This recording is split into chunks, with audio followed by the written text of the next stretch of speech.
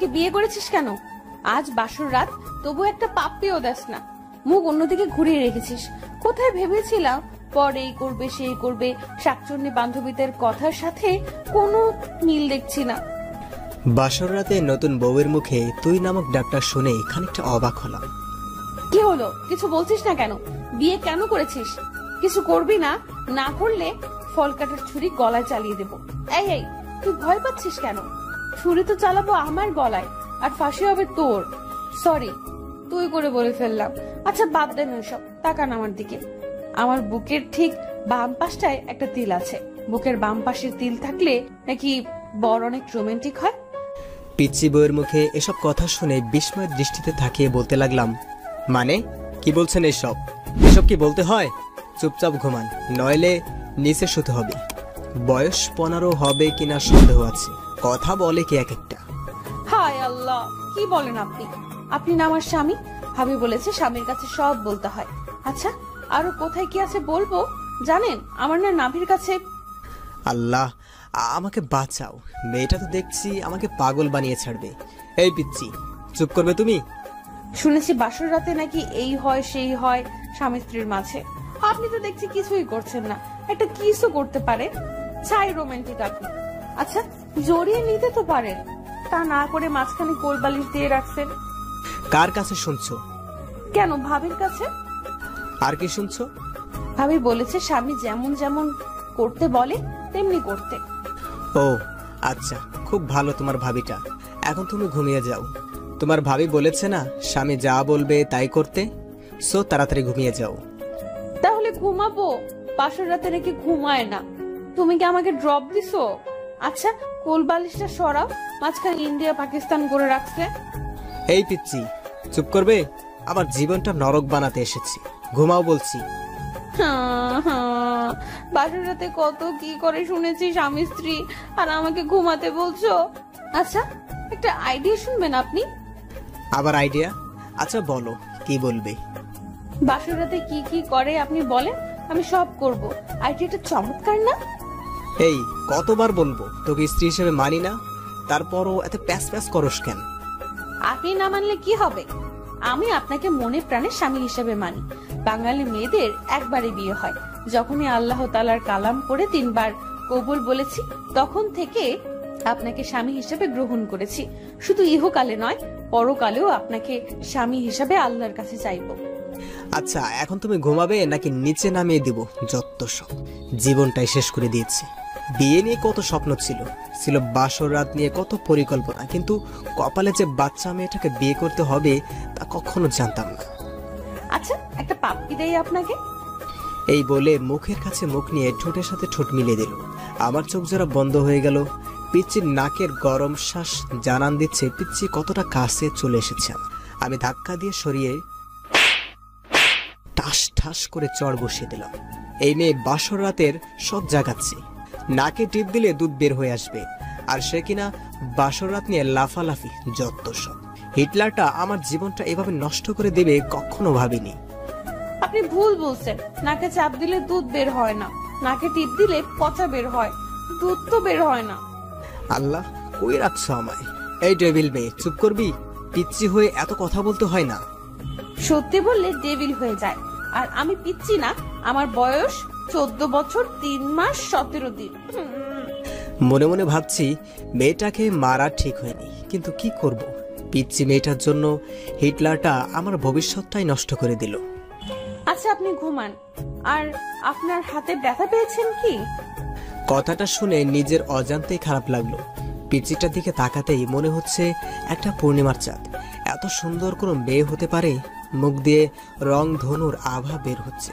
এ কি, পিচ্চিটার ঠোঁট কেটে রক্ত বের হচ্ছে। থাপ্পড়টা জোরেই লাগছে। আচ্ছা, তোমার নাম কি? আমাকে বিয়ে করার সময় নাম শুনেননি? তোমাকে বিয়ে করার কোনো ইচ্ছাই ছিল না, হিটলারটার জন্য বিয়ে করেছি। এখন নামটাকে বলবে? এখন বলে লাভ নেই, বিয়ে করে ফেলেছেন। শুনেন, আমার নাম কারিমা জাহান কথা। আচ্ছা কথা, সরি। তোমার লাগেনি তো? এই যে নাও টিস্যু, টিস্যু দিয়ে রক্তটা মুছে নাও। আপনি না বলছেন আপনি আমাকে স্ত্রী হিসেবে মানেন না? না মানলে আমার জন্য কষ্ট পেতেন না। ওই চুপ করবি? তোকে স্ত্রী হিসেবে কোনো দিন মানি না, আর মানবো না। কাউকে টিস্যু দেওয়া মানে তাকে বউ হিসেবে মেনে নেওয়া নয়। এই বলে কোলবালিশটা নিয়ে চলে গেলাম সোফাতে। আর একটু থাকলে আমি পাগল হয়ে যাব। কই যাচ্ছেন আপনি? জাহান্নামে যাচ্ছি। চুপচাপ এখানে শুয়ে থাকবি, নইলে তোকে ফ্লোরে শুয়ে থাকতে হবে।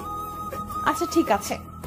বাতিটা অফ করে শুয়ে শুয়ে ভাবছি, হিটলার আমার জীবনটাকে এভাবে নষ্ট করে দিবে। তোবা শুনলে বাসায় এসে আমাকে খুন করবে, নইলে এসে নিজে গাড়ির নিচে পড়ে মরবে। বারবার তোবার কথা মনে পড়ছে। দুজন দুজনকে নিয়ে কত স্বপ্ন দেখেছি, আর মাঝখানে হিটলারটা পিচ্ছি মেয়েটাকে বিয়ে করিয়ে দিল। ও, আপনাদের তো পরিচয়টাই দেওয়া হয় নাই। আমি সাইফুল ইসলাম পারভেজ, অনার্স কমপ্লিট করে বাবার মানে হিটলারের হোটেলে খাচ্ছি।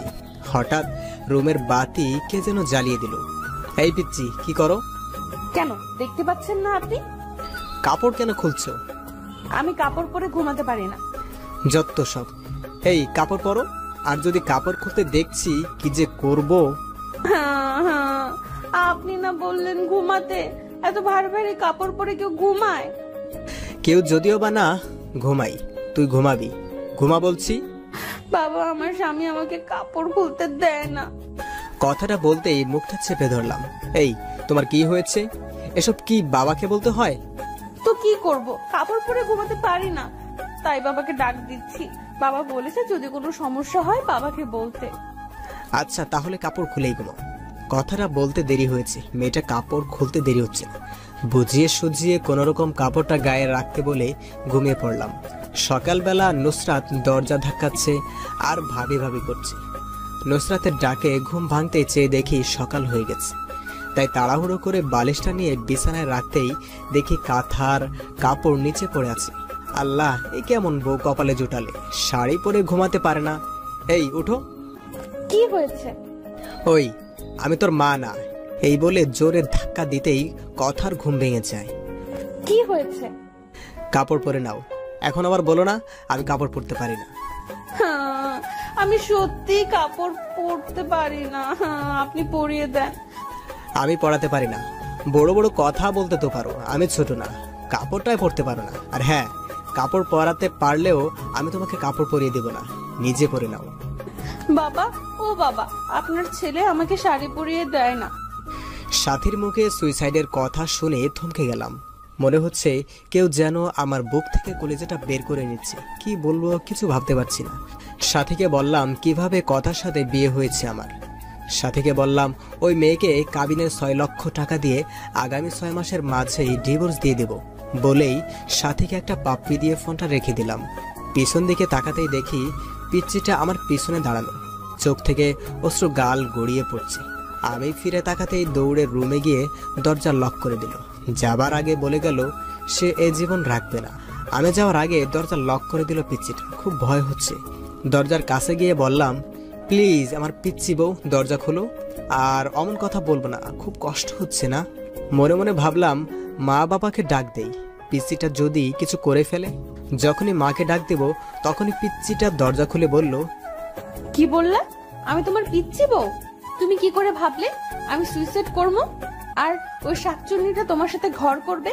আমি তোমায় ছাড়ছি না, তবে আমি সব শ্বশুরকে বলে দিব। কি বলবে শুনি?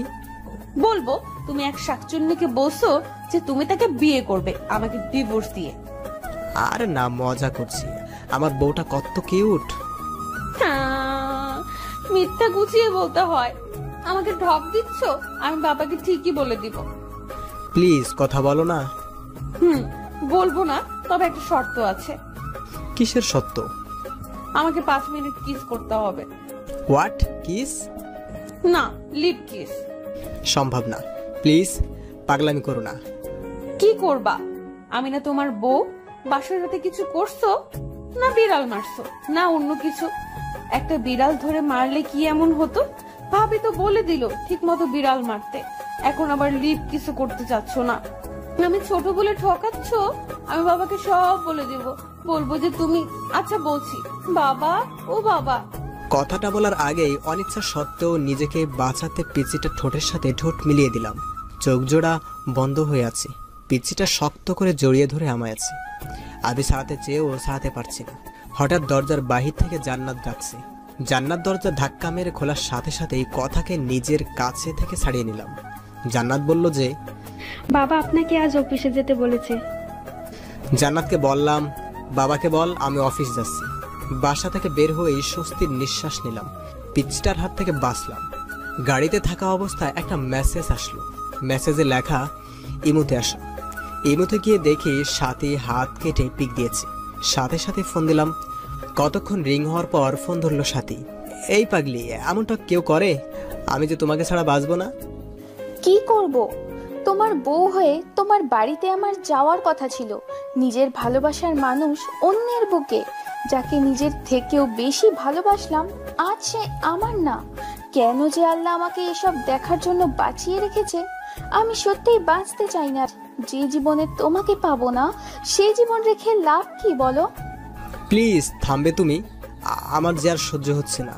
তুমি আজ বিকেলে প্লিজ আমার সাথে পার্কে দেখা করো। আচ্ছা, 4টায় দেখা করব। এদিকে অফিস শেষ করে 4টায় পার্কের দিকে রওনা দিলাম। পার্কে গিয়ে দেখি সাথী নীল শাড়ি পরে বসে আছে। সাথীর পাশে গিয়ে বসলাম। বাতাসে সাথীর চুল থেকে মাতাল হাওয়া আসছে। আমার বসা দেখে সাথী আমার দিকে চেয়েই কেঁদেই দিল। সাথীর চোখ থেকে টুপটুপ করে পানি পড়ছে।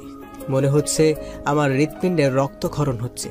সাথীর কাজল কালো চোখ জোড়া চোখের পানিতে লিপটে যাচ্ছে, চোখগুলি ফুলে গিয়েছে।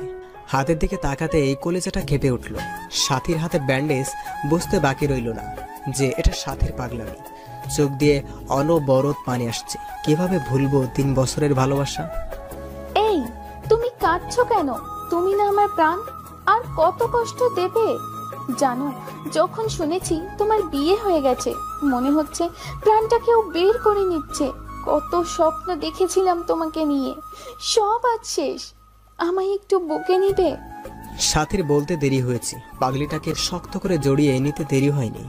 বুকটা কেমন যেন ভেজা ভেজা লাগছে। পাগলিটার চোখের পানিতে গায়ের শার্টটা ভিজে যাচ্ছে।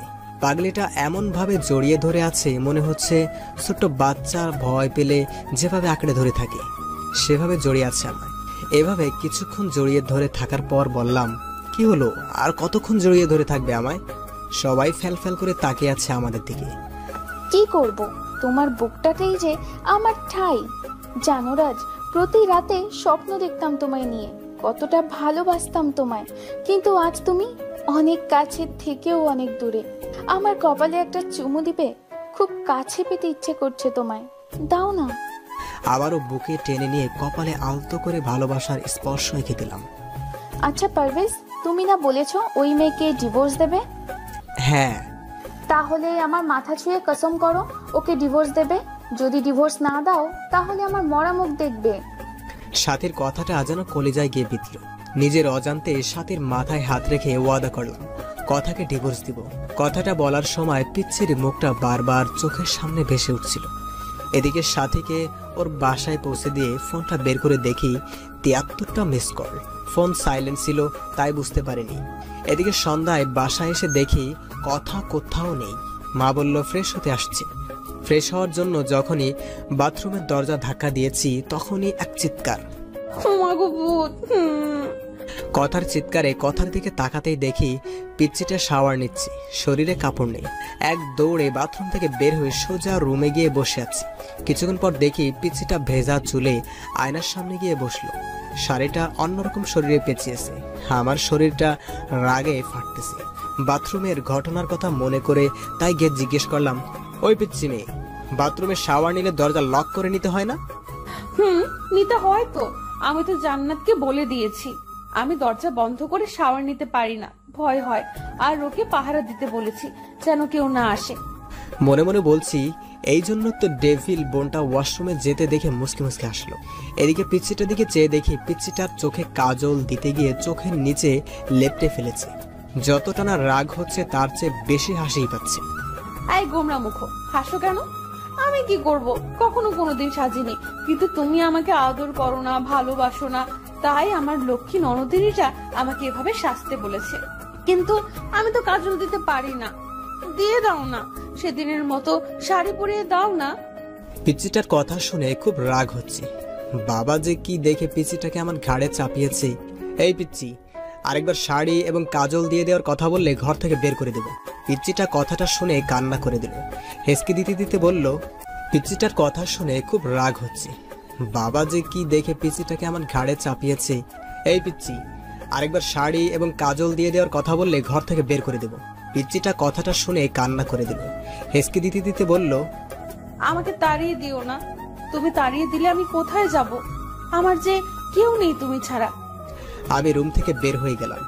মা খাবার বেড়ে দিলে যখনই খাবার মুখে দিব তখনই বলল, ফারবাজ বাবা কথা মাথা খায়নি, কথা বলছিল তুই আসলে খাবে। জানিস বাবা, ছোট মেয়ে তো সারাদিন এত করে বলার পরও কিছু খায়নি। মেয়েটার মুখের দিকে তাকানো যায় না, ওকে নিয়ে একসাথে খা। মার কথা শুনে অজান্তেই মনটা খারাপ হয়ে গেল। পিচ্চি মেয়ের পাগলামি দেখে, আচ্ছা মা তুমি বসো, আমি কথাকে নিয়ে আসছি। এই বলে রুমে গিয়ে দেখি পিচ্চিটা ড্রেসিং টেবিলের সামনে বসে এখনো কাঁদছে। এই কথা, তুমি খাওনি কেন?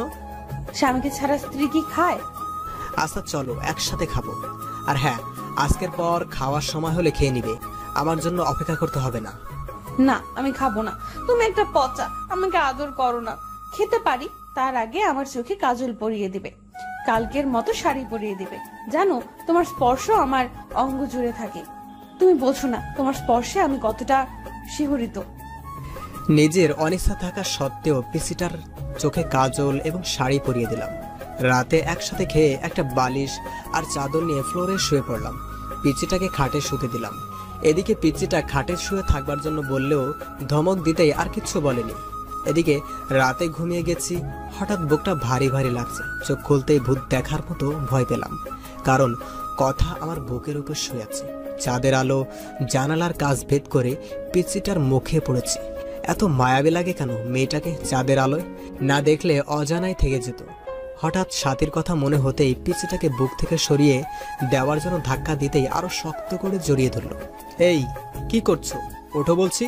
কথা ঘুমের মাঝেও চোখ খুলতে খুলতে বলল, আমার স্বামীকে জড়িয়ে ধরে আছি, এতে খারাপের কি আছে? আমার অধিকার আমি আদায় করে নিব। বুক থেকে ছাড়িয়ে কষে একটা থাপ্পড় দিয়ে বলতে লাগলাম, তোকে বলেছি না আমাকে স্বামী না ভাবতে? কেন জড়িয়ে ধরে থাকিস? আমি বলছি না তোকে ডিভোর্স দেব? কথাটা বলতেই খাটে চলে গেল কথা। আমি আবার গভীর ঘুমে হারিয়ে গেলাম। এদিকে ঘড়ির কাঁটা একটা বাজতেই কথা ঘুম থেকে উঠে সুন্দরভাবে ওযু করে 2 রাকাত নামাজ শেষ করে মোনাজাত ধরে বলতে লাগলো, হে পরওয়ারদিগার, আমার আল্লাহ, তুমি তো সর্বশক্তিমান। তোমার হুকুম ছাড়া গাছের পাতাও নড়ে না। তুমি ছাড়া তো আমার কষ্ট বোঝার মতো কেউ নেই। এই মধ্যরাতে পৃথিবীর সবাই এখন গভীর ঘুমে, তখন তোমার অভাগী বান্দাটা তোমার দরবারে 2টি হাত তুলে ধরেছে। তুমি কি দেখো না আল্লাহ, আমি আমার স্বামীকে কতটা ভালোবাসি? আমার বুক থেকে আমার স্বামীকে তুমি কেড়ে নিও না। তোমার পবিত্র কালাম করে বিয়ে নামক পবিত্র বন্ধনে আবদ্ধ হয়েছি, এই বন্ধন ছিন্ন করো না, বাঁচবো না আল্লাহ। ও আল্লাহ, আমার স্বামীর পায়ের নিচের জায়গাটুকু আমাকে ভিক্ষা দাও। কথাটা বলে ফুফিয়ে ফুফিয়ে কাঁদতে লাগলো। পরের দিন সকালে মায়ের ডাকে ঘুম ভাঙলো। বাবা আজকে অফিসে যেতে না বলে কথাকে কলেজে ভর্তি করিয়ে দিতে বলল। আমি বাবার কথায় না করতে পারি না, তাই অনিচ্ছা সত্ত্বেও ডিস্টার্বকে নিয়ে বাইকে করে রওনা দিলাম। কলেজের গেটে বাইক দাঁড় করানোর সাথে সাথে যা দেখলাম তা দেখার জন্য একেবারেই প্রস্তুত ছিলাম না। এখন আমি কি করব ভেবেই পাচ্ছি না কিছু। কিন্তু সাথী কেমন করে যেন তাকে আছে, মনে হচ্ছে এখনই বৃষ্টি নামবে। কথাকে কলেজে ভর্তি করিয়ে দিয়ে যখনই কলেজ গেট পার হয়েছি তখনই দেখি কলেজের পাশে রেল লাইনে একটা মেয়ে দাঁড়িয়ে আছে। মিনিট 10 পর ট্রেন আসবে, বুঝতেছি না কি করব। বাইক নিয়ে একটু কাছে যেতেই বুকটা কেঁপে উঠল। সাথী রেল লাইনের মাঝখানে দাঁড়িয়ে আছে। ট্রেন আসার সময় হচ্ছে, মিনিট 5 এর মাঝে ট্রেন আসবে। এদিকে সাথীকে ডাকছি, সাথী চোখ বন্ধ করে আছে। এদিকে বাইক রেল লাইনের সাইডে পাথরের সাথে ধাক্কা লেগে পড়ে যায়। বাইক পড়ে আমার উপর। আমি খুব চেষ্টা করছি আমার উপর থেকে বাইক সরাতে, কিন্তু পারছি না। এদিকে দেখা যাচ্ছে ট্রেন প্রায় কাছে এসে পড়েছে। বুকের হার্টবিট বেড়েই যাচ্ছে। সাথীকে গলা চেঁচিয়ে ডাকছি, তারপরও সাথী শুনছে না।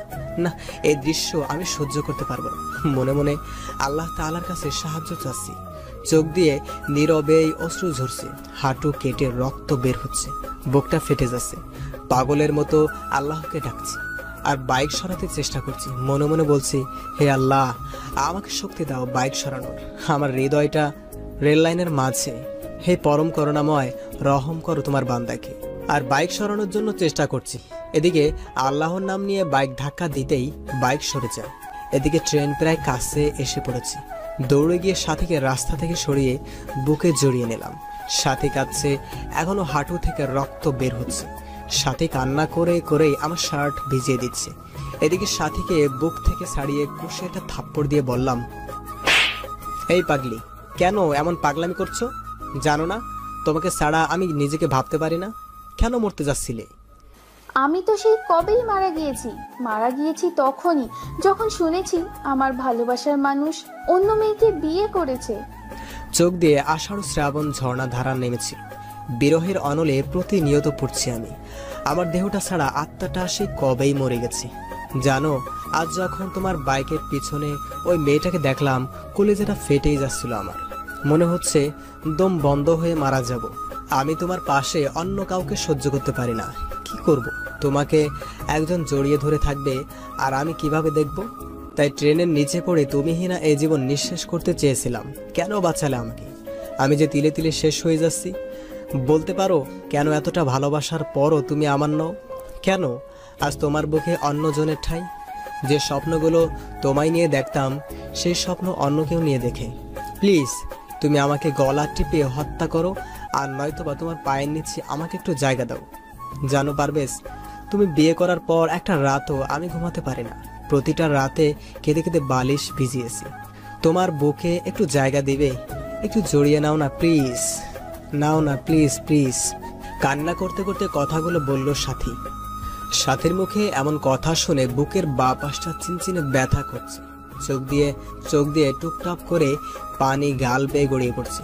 কিছু ভাবতে পারছি না, খুব ইচ্ছে করছে সাথীকে জড়িয়ে ধরে বলি, সাথী খুব ভালোবাসি তোমায়, নিজের থেকেও বেশি। মনে হচ্ছে কথাটা বললে বুকের ব্যথাটা কমবে।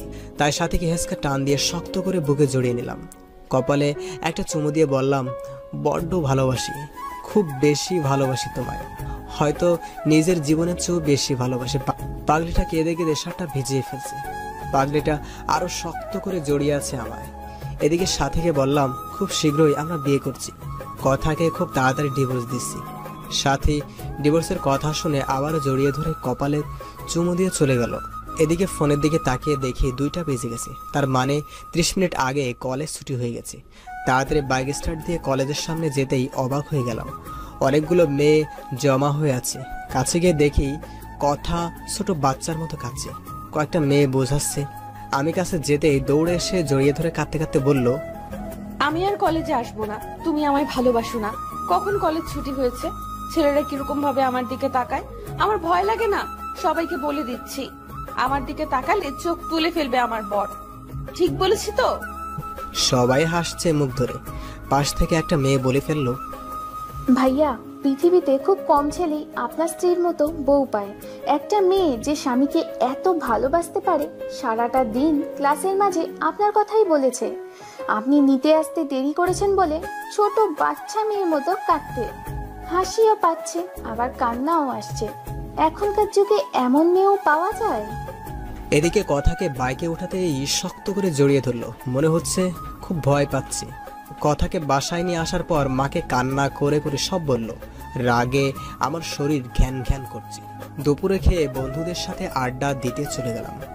রাত 9টার সময় ফোন বের করে দেখি বাবা 5 বার ফোন দিয়েছে। অন্যদিকে কথার নাম্বার থেকে 100+ ফোন এসেছে। তাড়াহুড়ো করে বাসায় গিয়ে দেখি বাবা দরজায় দাঁড়িয়ে আছে। বাবার সামনে যেতেই বলল, ঘরে নতুন বউ রেখে বাইরে কোন ছেলে থাকে? কিছু না বলে রুমে গিয়ে শুয়ে পড়লাম। কিছুক্ষণ পর দেখি কথা আমাকে ডাকছে। এই ডাকতেছো কেন? কি হয়েছে? তুমি খাবে না? বাবা খুব বকা দিয়েছে তাই না? এই নাও, হা করো, আমি খাইয়ে দেই। কথাটা বলে মুখের কাছে খাবার তুলে দিতেই একটা থাপ্পড় বসিয়ে দিলাম। খাবারের প্লেটটা ফ্লোরে পড়ে যায়। তুই কি চাস? আমার জীবনটা তো নরক বানিয়ে দিয়েছিস। আমার বুক থেকে আমার ভালোবাসার মানুষটাকে সরিয়েছিস। এখন আমার বাবার কাছ থেকে আমাকে দূরে সরিয়ে আমার সমস্ত সম্পদ তোর করার প্ল্যান করেছিস না? আমাকে তুই এই মাসে ডিভোর্স দিবি। আমি তোকে এই মাসেই ডিভোর্স দিব।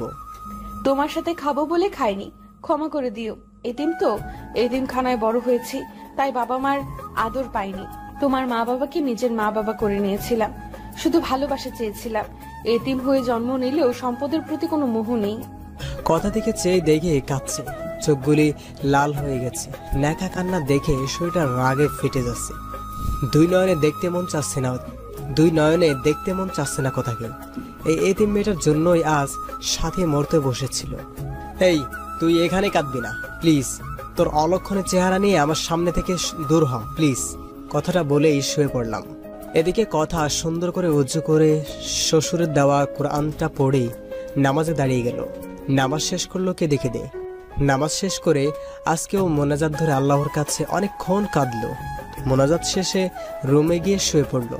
এদিকে ফজরের নামাজের আজান শুনে ঘুম ভাঙতেই অবাক হলাম। কথা মেয়েটাকে রাতে এত বকা দেওয়ার পরও জড়িয়ে ধরে শুয়ে আছে। মন চাচ্ছে ধাক্কা দিয়ে ফেলে দেই। এই কি হচ্ছে, ওঠো। আর একটু ঘুমাই। এই বলে আরো শক্ত করে জড়িয়ে ধরলো। এখন ধৈর্যের বাঁধ ভেঙে যাচ্ছে। জোরে ধাক্কা দিয়ে বিছানা থেকে ফেলে দিলাম। আহ করে চিল্লানি দিয়ে উঠলো। আমি বিছানা থেকে উঠে ফ্রেশ হয়ে এসে দেখি কথা খুঁড়িয়ে হাঁটছে। কথা মা, তোমার কি হয়েছে? খুঁড়িয়ে হাঁটছো কেন? মা, রাতে ঘুম থেকে উঠে পাঁজরে ব্যথা পাইছি। কথাটা বলে করুণ ভাবে আমার দিকে তাকালো। নিজেকে অপরাধী মনে হচ্ছে। পরের দিন বাবা আমাকে আর কথাকে হানিমুনে পাঠিয়ে দিল। আমি সাথীকে বলে সব রেডি করে রেখেছি। আমাদের সাথেও কক্সবাজারে যাবে। সবাই জানবে আমি হানিমুন করতে যাচ্ছি কথার সাথে, কিন্তু না, আমি হানিমুন করব সাথীর সাথে। সাথীকে এসব বলে ফোন রাখতেই পিছন দিকে তাকাতেই দেখি কথা সিলিং ফ্যানের সাথে ঝুলছে। এমন একটি ওড়না গলায় পড়েছে, বুকের ভিতর কেমন ধরে চিনচিনে ব্যথা করতে লাগলো। দৌড়ে গিয়ে কথাকে একটা থাপ্পড় দিলাম। কি করছো এসব? আমি ছোট বলে, এতিম বলে কারো ভালোবাসা পাবো না। বিয়ের পর সকল নারী তার স্বামীর অধিকার চায়, আর আপনি বিয়ের পর একটি রাত আপনার বুকে পর্যন্ত ঘুমাতে দেননি। কতটা স্বপ্ন দেখেছিলাম তোমায় নিয়ে, কিন্তু তুমি আমায় রেখে অন্য মেয়ের সাথে অবৈধ সম্পর্ক করতে চাচ্ছ। প্লিজ বোঝার চেষ্টা করো, এখন এসব বলার সময় নয়। চলো, দেরি হয়ে যাচ্ছে, গাড়ি মিস করবো আবার। কথা আর কিচ্ছু বলল না। এদিকে কথা আর এসব কাণ্ড কারখানা সব সাথীকে বললাম। সাথী বলল কোনো চিন্তা না করতে। আমাদের সাথে একই গাড়িতে সাথী গেল কক্সবাজার। রাতের বেলা রুমে শুয়ে আছি, হঠাৎ সাথীর ফোন ধরতেই বলল পাশের রুমে এসো। এদিকে পাশের রুমে যেতেই সাথী 7 আপের সাথে কি যেন মিশিয়ে খেতে বলল। আমি কিছু না মনে করে খেলাম। সাথীকে খুব কাছে পেতে ইচ্ছা করছে। নিজের অজান্তেই সাথীকে জড়িয়ে ধরে ফেললাম। সাথীও রেসপন্স করলো। আমি আস্তে আস্তে সাথীর লিপের সাথে আমার লিপ জোড়া মেলানোর আগে সাথীর ফোনটা ক্রিং ক্রিং করে বাজতে লাগলো। ফোনটা ধরেই সাথী উঠে ওয়াশরুমে চলে গেল। এদিকে কিছুক্ষণ পর এসে বলল, বাবু আমি অসুস্থ, কাল যা মন চাই তাই করো। এই বলে আমাদের রুমে দিয়ে গেল। কথাকে বলল সে আমাদের কলেজ ফ্রেন্ড। কথা কখনো সাথীকে দেখেনি। এদিকে রুমে গিয়ে বিছানায় শুয়ে পড়লাম। এখন আমার শরীর আর চোখ দিয়ে উত্তাপ বের হচ্ছে। কথা আজ খুব সুন্দর করে সেজেছে। নীল শাড়ির সাথে ম্যাচিং ব্লাউজ, সাথে নীল রঙের চুড়িতে কি অপরূপটাই লাগছে। কথার চোখে কাজল দেওয়াতে আরো মায়াবী লাগছে। কথা এসে খাটে বসতেই টান দিয়ে বুকে জড়িয়ে নিলাম। ঘটনায় আকস্মিক ব্যবহারে কথা কিছুটা বিব্রত হলো। আপনাকে একটা কথা বলবো। বলো, কি বলবে?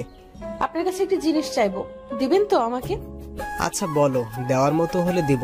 টাকা লাগবে কি? না, আমি টাকা চাই না, আমার তো তোমাকে চাই। মনে মনে বললাম। কি বললে? না কিছু না। শুনো, তুমি কি আমাকে একটা কিউট মেয়ের মা বানাবে, যার নাম হবে তোমার নাম অনুসারে রাইসা? লজ্জা ভরা মুখে কথাটা বলে মাথা নিচু করে ফেললো। ইস, বাবুর মা হবার কথা বলে কিরকম লজ্জা পেয়েছে। লজ্জা পাবোই তো। আমি কথার কানের কাছে মুখ নিয়ে বললাম, কাছে আসো, তোমাকে রাইসার মা বানাচ্ছি। দুষ্টামের ছলে কথাটা বললাম।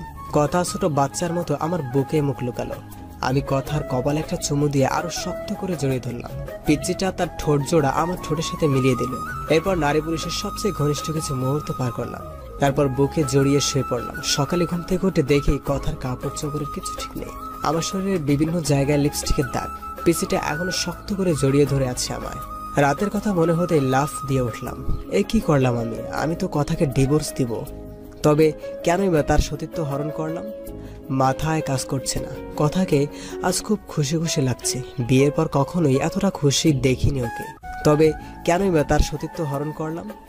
মাথায় কাজ করছে না। কথাকে আজ খুব খুশি খুশি লাগছে। বিয়ের পর কখনোই এতটা খুশি দেখিনি ওকে। সকাল সকাল ফোন দিয়ে সাথীকে সবকিছু বললাম।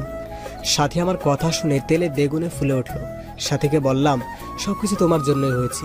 তুমি যদি গত রাতে সেই মেডিসিন না খাওয়াতে তাহলে এমনটি আর হতো না। আচ্ছা বাদ দাও, কোনো চিন্তা করো না।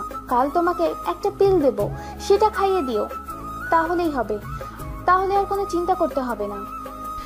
সাথীর কথা শুনে বেশ অবাক হলাম, কিন্তু সাথীকে ভালোবাসি, কথাও দিয়েছি সাথীকেই বিয়ে করব।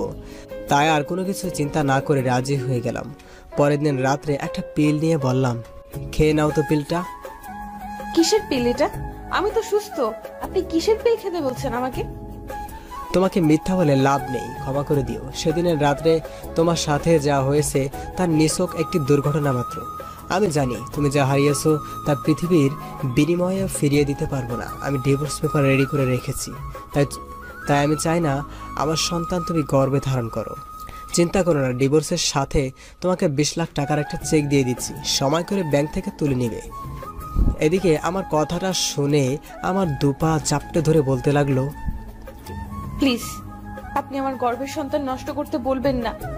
আপনার মন চায় আপনি আরো একটা বিয়ে করেন, আমি কখনো কোনো দিন স্বামীর অধিকার চাইবো না। আপনার বাড়িতে 2টা কাজের মেয়ে রাখছে, আমাকে নিয়ে না হয় 3টা হবে। প্লিজ আমার সন্তানকে নষ্ট করে দিতে বলবেন না প্লিজ। আমি সারা জীবন আপনাদের বাসায় কাজের মেয়ে হয়ে থাকবো, কোনো পারিশ্রমিক দিতে হবে না। শুধু আমাকে ডিভোর্স দিয়েন না, আমার সন্তানটা যেন বলতে পারে আপনি তার বাবা। আমি চাই না আমার মতো আমার অনাগত সন্তানটা পিতৃহীন পরিচয়ে বড় হয়। প্লিজ একটা এতিম কিভাবে ফিরিয়ে দিয়েন না। আপনার পায়ের নিচে একটু জায়গা দেন, নয়তো গলা টিপে মেরে ফেলেন। এই কি করছো? পা ছাড়ো। আমি পারবো না, আমার জীবনে সাথী ছাড়া কেউ নেই। এখন পিলটা খেয়ে নিবে, যদি না খাও মনে করব তুমি আমার বুকে পা রেখে তুমি গর্ভ ধারণ করবে। এখন তোমার ইচ্ছা। প্লিজ এমন কসম দিও না, আমার কাছে যে তোমার স্থান সবার উপরে। পারবো না আমি তোমার বুকে মাথা রেখে এই সন্তানকে নিজের মাঝে বড় করতে। ক্ষমা করে দিও, এছাড়া আমার আর কোনো উপায় ছিল না। এই নাও পিল, আর এই নাও পানি, খেয়ে নিও। আচ্ছা দাও। এই বলে জন্ম নিয়ন্ত্রণ পিলটা হাতে নিয়ে নিল। চোখ থেকে টপ টপ করে পানি পড়তেছে, করুণ দৃষ্টিতে তাকিয়ে আছে। মনে মনে ভাবছে হয়তো আমি বলবো পিল খেতে হবে না কথা, কিন্তু না, আমি আর কোনো কথা বললাম না। কথা আমার দিকে তাকিয়ে থেকে বিষ যেমন করে মানুষ মুখে নেয়, ঠিক তেমনই করে মুখে নিল। গ্লাস থেকে একটু পানি মুখে নিল। নিজের অজান্তেই মনে হচ্ছে খুব বড় কোনো পাপ করে ফেললাম। এদিকে বাবা ফোন করলো যে বাবা অসুস্থ, তাই বাড়ি ফিরে যেতে হবে। মনে মনে স্থির করে নিলাম বাড়িতে ফিরে ডিভোর্স পেপারের জন্য আবেদন করব। কথাকে নিয়ে বাসায় ফিরলাম। এদিকে সাথী বলল যে কথাকে আমাদের দুজনের মাঝ থেকে সরিয়ে ফেলবে। আমি অনেক বোঝানোর পর কথা বলল। সেদিন কক্সবাজারে মেয়েটা যা বলেছে সব শুনেছি, আর সবচেয়ে বড় কথা হলো মেয়েটাকে তোমার বাবা অনেক স্নেহ করে। আমি তোমাদের বাড়ির রহিমের কাছ থেকে খবর পেয়েছি যে তোমার বাবা নাকি তোমার সম্পত্তি কথার নামে লিখে দেবে, তাই আমাদের ভবিষ্যতের জন্য কথাকে আমাদের পথ থেকে সরিয়ে দেবে। আমি তোমাকে না বলেই প্রফেশনাল কিলারের সাথে কন্ট্যাক্ট করেছি। না, এ হতে পারে না। আমাদের ভালোবাসার জন্য একটা নিষ্পাপ জীবনকে হত্যা করব? বাবু দেখো, আমি চাই না, কিন্তু তোমার বাবা কখনো কথা বেঁচে থাকতে আমাকে মেনে নেবে না, আর তোমাকে না পেলে আমি বাঁচবো না, সত্যিই মরে যাব। তুমি আমার নিঃশ্বাস, তুমি আমার প্রাণ। জানো, তুমি কথাকে বিয়ে করার পর একটি রাতও শান্তিতে ঘুমোতে পারিনি। এতটা ভালোবাসার পরও কেন আল্লাহ তোমার আর আমার মাঝে এত বড় দেওয়াল তুলে দিল? প্লিজ তুমি আমাকে খুন করে ফেলো, নয়তো আমাকে তোমার বুকে টেনে নাও। তোমার বুকটাই যে আমার শেষ ঠিকানা, তোমার বুকেই আমি শেষ নিঃশ্বাস ত্যাগ করতে চাই। প্লিজ কান্না করো না। আমি সব সইতে পারি, কিন্তু তোমার কান্না সহ্য করতে পারি না। তোমাকে যে বড্ড ভালোবাসি, কিন্তু আমাদের ভালোবাসার জন্য একটা নিষ্পাপ জীবনকে কেমনে সরিয়ে ফেলি? আল্লাহ কি ক্ষমা করবে আমাদেরকে? জানি এটা অন্যায়, কিন্তু এছাড়া আমাদের কোনো উপায় নেই। কথাটা বলে হাতটা নিয়ে সাথীর গলা চেপে মেরে ফেলতে বলল। Please kill me. আমাকে গলা চেপে মেরে ফেলো, তোমাকে ছাড়া বাঁচতে পারবো না।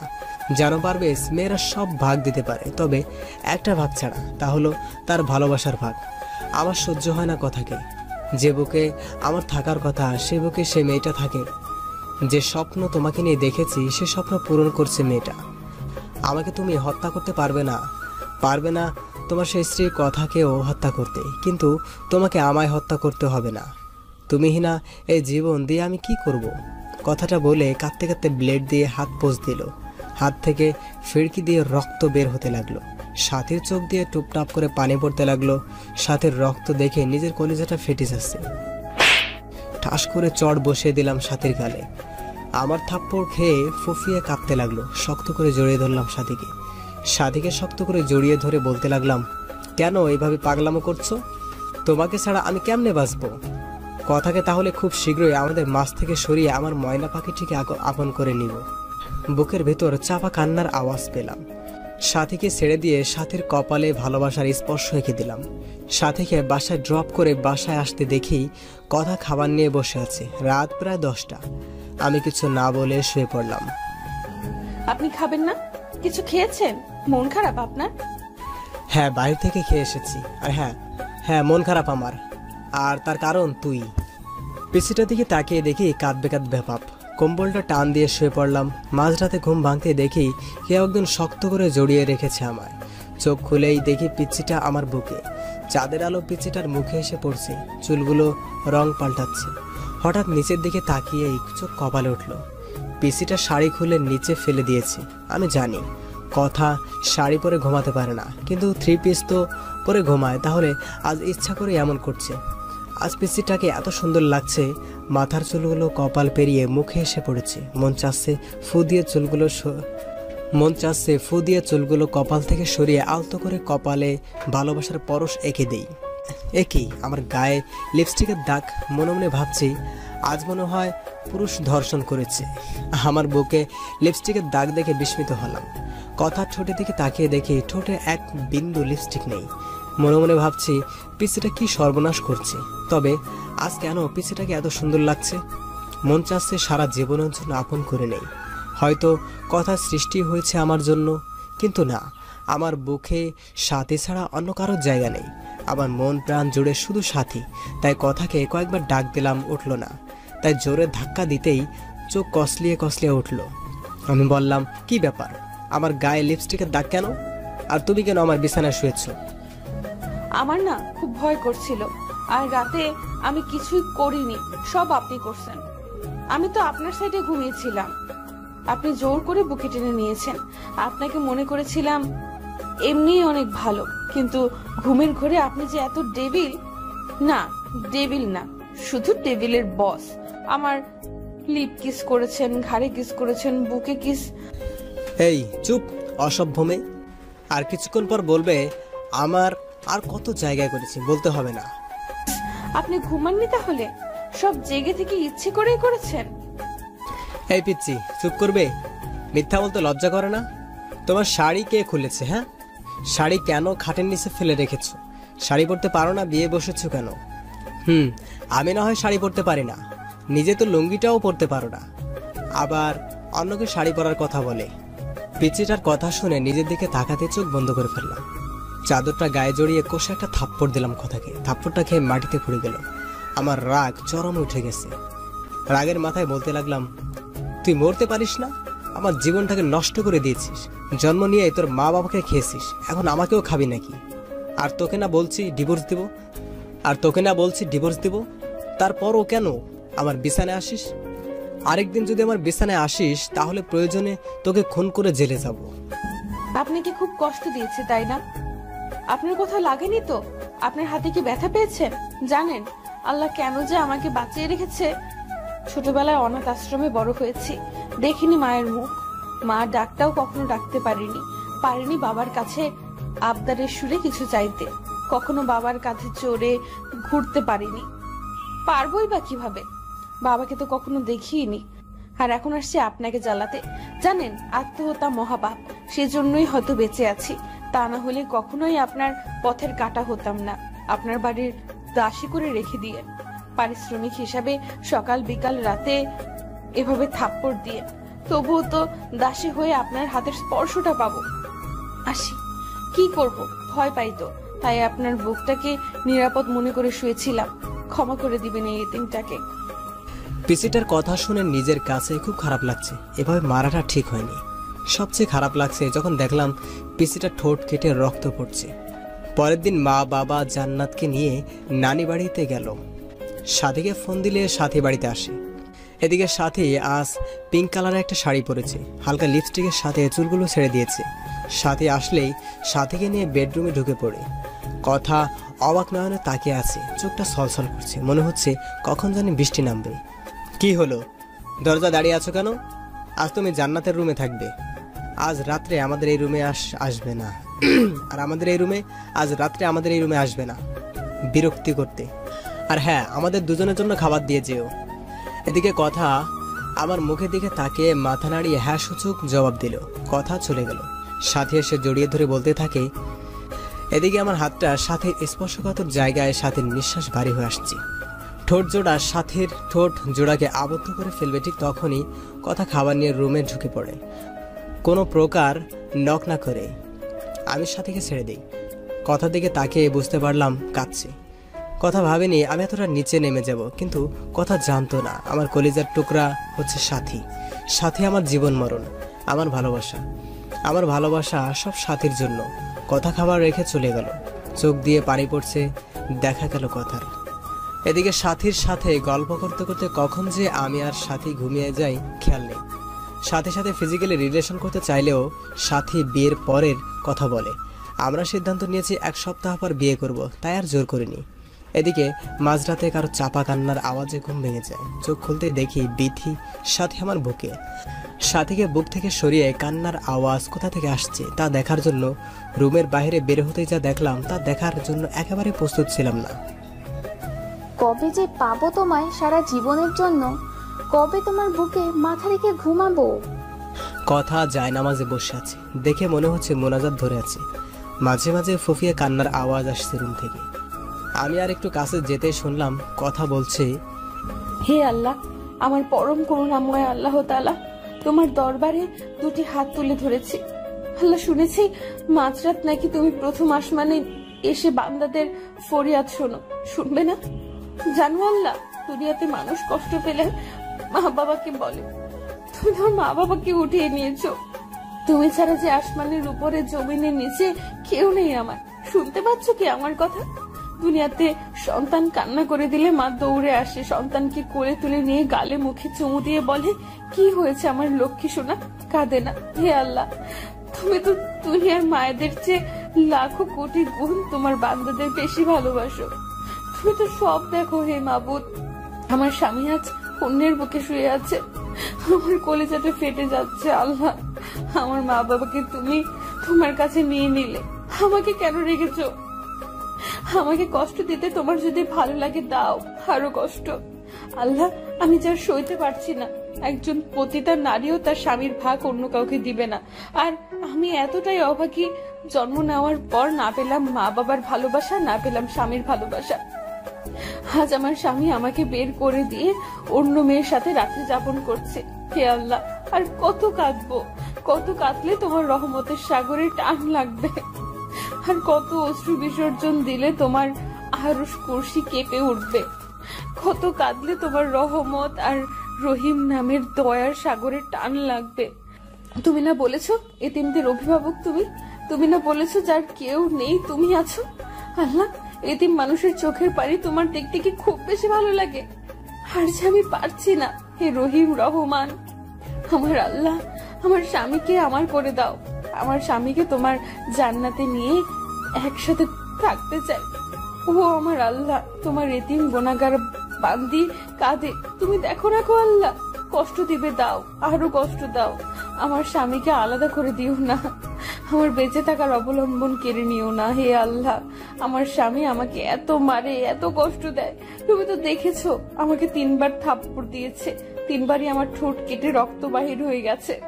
হো আমার আল্লাহ, তুমি আমার স্বামীর উপর গজব দিও না আল্লাহ। আমি কিন্তু খুশি আছি, তবু তুমি রাগ করো না। আমাকে মেরেছে আল্লাহ, তোমায় কিন্তু মারেনি আল্লাহ। আমি কিন্তু খুশি আছি, তুমি রাগ করো না। আমার স্বামীকে তুমি হেদায়েত দাও আল্লাহ, তুমি আমার স্বামীকে হেদায়েত দাও, গজব দিও না। আমার স্বামীর বুকে শেষ নিঃশ্বাস ত্যাগ করার তৌফিক দান করো আল্লাহ। আমি তোমার এতিম গুনাহগার বান্দা এই ফরিয়াদ রেখে তোমার দরবার থেকে হাত নামাচ্ছি আল্লাহ। আমি তোমার এতিম গুনাহগার বান্দা এই ফরিয়াদ রেখে তোমার দরবার থেকে হাত নামাচ্ছি আল্লাহ। আমি এদিকে দরজার ওপাশ থেকে কথার মোনাজাত শুনে নিজের অজান্তে চোখের পানি এসে গেল। পিছন দিকে তাকিয়ে দেখি সাথী। তুমি এখানে?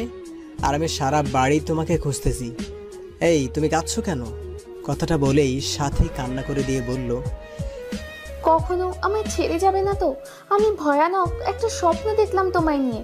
তুমি আমাকে যদি ছেড়ে যাও তাহলে ফল কাটার ছুরি নিয়ে বলো এটা আমি আমার গলায় চালিয়ে দেব। তুমি আমাকে ছেড়ে যাওয়ার আগে আমাকে খুন করে আমার লাশের উপর দিয়ে যাবে। এদিকে সাথী আমাকে জড়িয়ে ধরে কাঁদতে লাগলো। আমি অনিচ্ছা থাকা সত্ত্বেও সাথীকে বাহু ধরে আবদ্ধ করে নিলাম। সাথী কান্না করতে করতে শার্টটা ভিজিয়ে ফেলছে। সাথীকে ছাড়িয়ে বললাম, ভয় পেও না, তোমাকে ছেড়ে কোথাও যাব না। আমার হাতটা কাঁপছে, আমার চোখে বারবার পিচ্চিটার মায়াবী চেহারাটা ভেসে উঠছে। চোখ দিয়ে নিজের অজান্তেই পানি আসতে লাগলো। কি করব কিছুই বুঝতে পারছি না। জীবনটা এমন কেন? কখনো 1000 বছর বেঁচে থাকার ইচ্ছা জাগায়, আবার কখনো এক মুহূর্তের জন্যও নয়। ওই পারভেজ, তুমি আমার মাথা ছুঁয়ে প্রমিস করবে না? কখনো আমায় ছেড়ে যাবে না? প্লিজ প্রমিস করো। তোমাকে হারালে সত্যি আমি যে বাঁচবো না, মরে যাব সত্যি। প্লিজ প্রমিস করো, নয়তো ছুরিটা গলায় চালিয়ে দেব। প্লিজ, তুমি যে আমার ভালোবাসা, তুমি যে আমার জীবনের একটা অংশ। এই যে তোমার মাথা ছুঁয়ে প্রমিস করছি, কখনো কোনোদিন তোমায় ছেড়ে যাব না। তুমি যে আমার ভালোবাসা, তুমি যে আমার জীবনের একটি অংশ। প্লিজ মরার কথা বলবে না। আর আমি কাকে নিয়ে বাঁচবো? আচ্ছা পারভেজ, তোমাকে একটা কথা বলি, রাগ করবে না তো? কি বলবে বলো? আমায় একটা পাপ্পি দিবে? আচ্ছা কাছে এসো। কাছে আসার কথা শুনে সাথী এতটা কাছে এসে পড়লো, সাথীর নিঃশ্বাস আমার মুখে পড়ছে। আমার ইচ্ছা করছে না, তবুও নিজের অজান্তেই সাথীর কপালে ভালোবাসার স্পর্শ এঁকে দিলাম। এদিকে সাথী আমাকে ধাক্কা দিয়ে বিছানায় ফেলে দিল। তারপর আর কিচ্ছু মনে নেই, তবে কে যেন দরজাটা চাপিয়ে দিল। হঠাৎ বিছানাটা কাঁপছে। চোখ খুলতেই দেখি ফোন আসছে। ফোনের স্ক্রিনের দিকে তাকিয়ে দেখি হিটলারটার ফোন।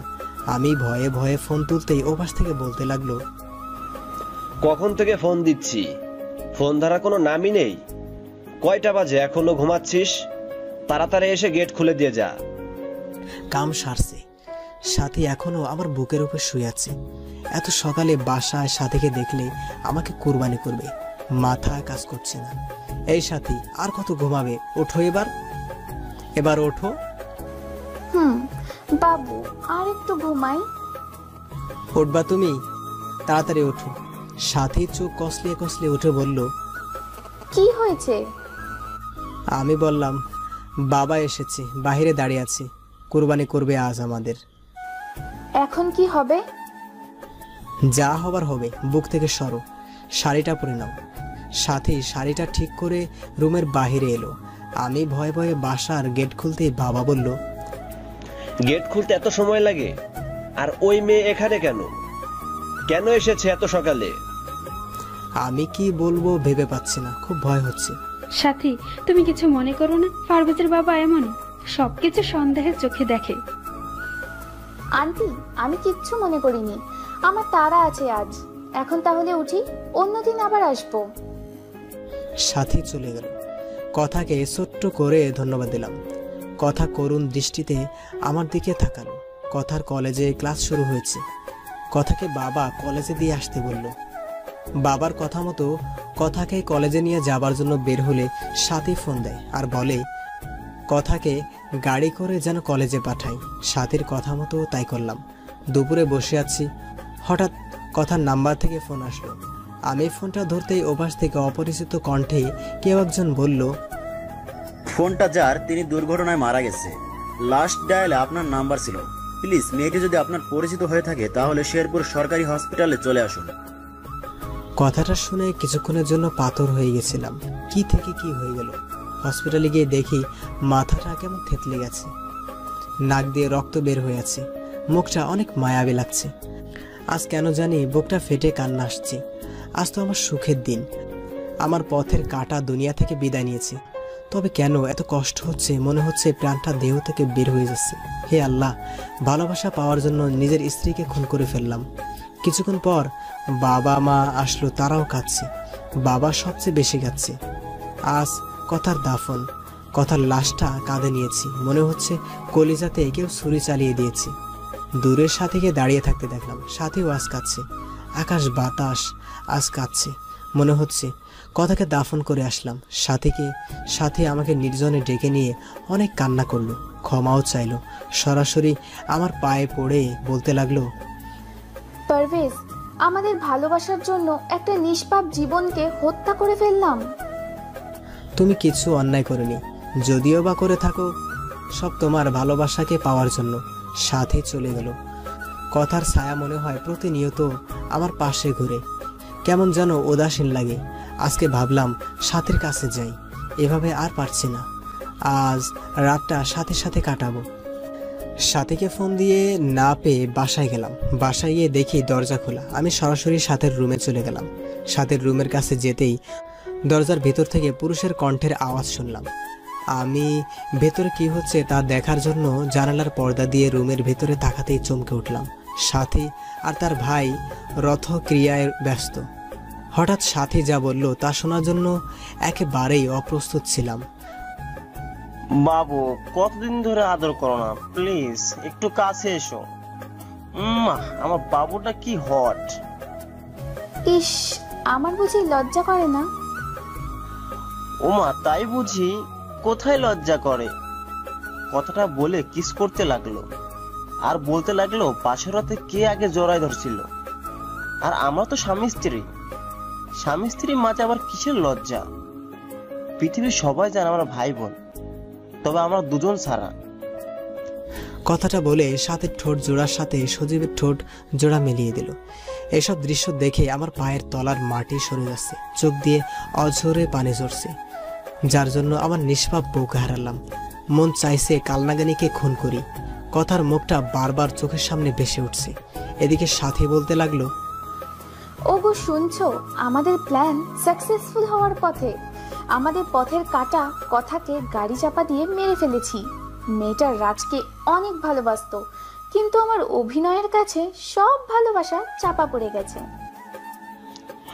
আমার বউটা অভিনয় অ্যাওয়ার্ড পাবে। তুমি একদম পারফেক্ট অভিনয় করেছো। সবচেয়ে রেলগাড়ির নিচে চাপা পড়ে মরার প্ল্যানের সাথে সাথে অভিনয়টা একদম সুপারহিট ছিল। দেখতে হবে না বউটা কার?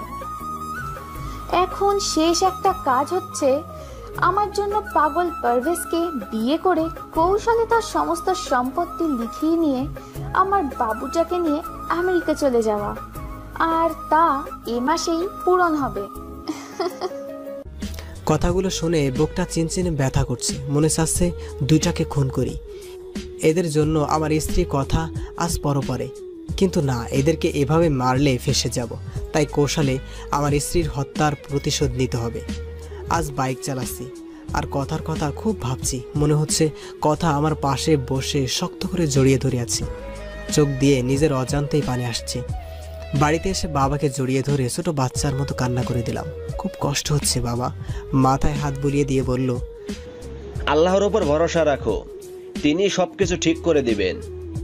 রুমে এসে শুয়ে পড়লাম। চোখ বন্ধ করলেই পিসিটাকে দেখতে পাই। খাইতে গেলেও মনে হয় কে যেন বলছে, তুমি খাবে না? তুমি না খেলে আমিও খাবো না। পারছি না এভাবে আর থাকতে। হঠাৎ ফোনটা বাজছে।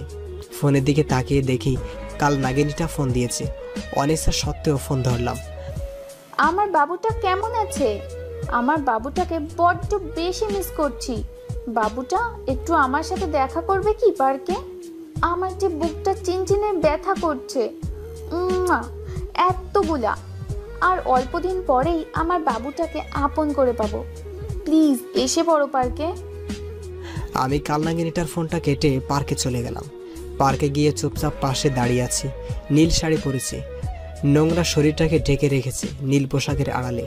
যদি কেউ নোংরা মনে করে কার্যকলাপ দেখতে পারেন মনে হয়।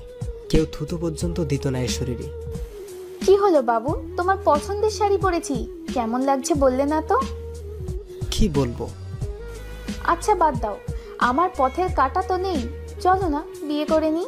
তোমাকে ছাড়া রাতগুলো আমার নির্ঘুম কাটে, তুমি যে আমার স্পন্দন। খুব ইচ্ছে করে তোমাকে আপন করে নেওয়ার জন্য, আল্লাহ আমার সেই ইচ্ছা পূরণ করবে না? আমি যে তোমাকে নিজের থেকেও বেশি ভালোবাসি।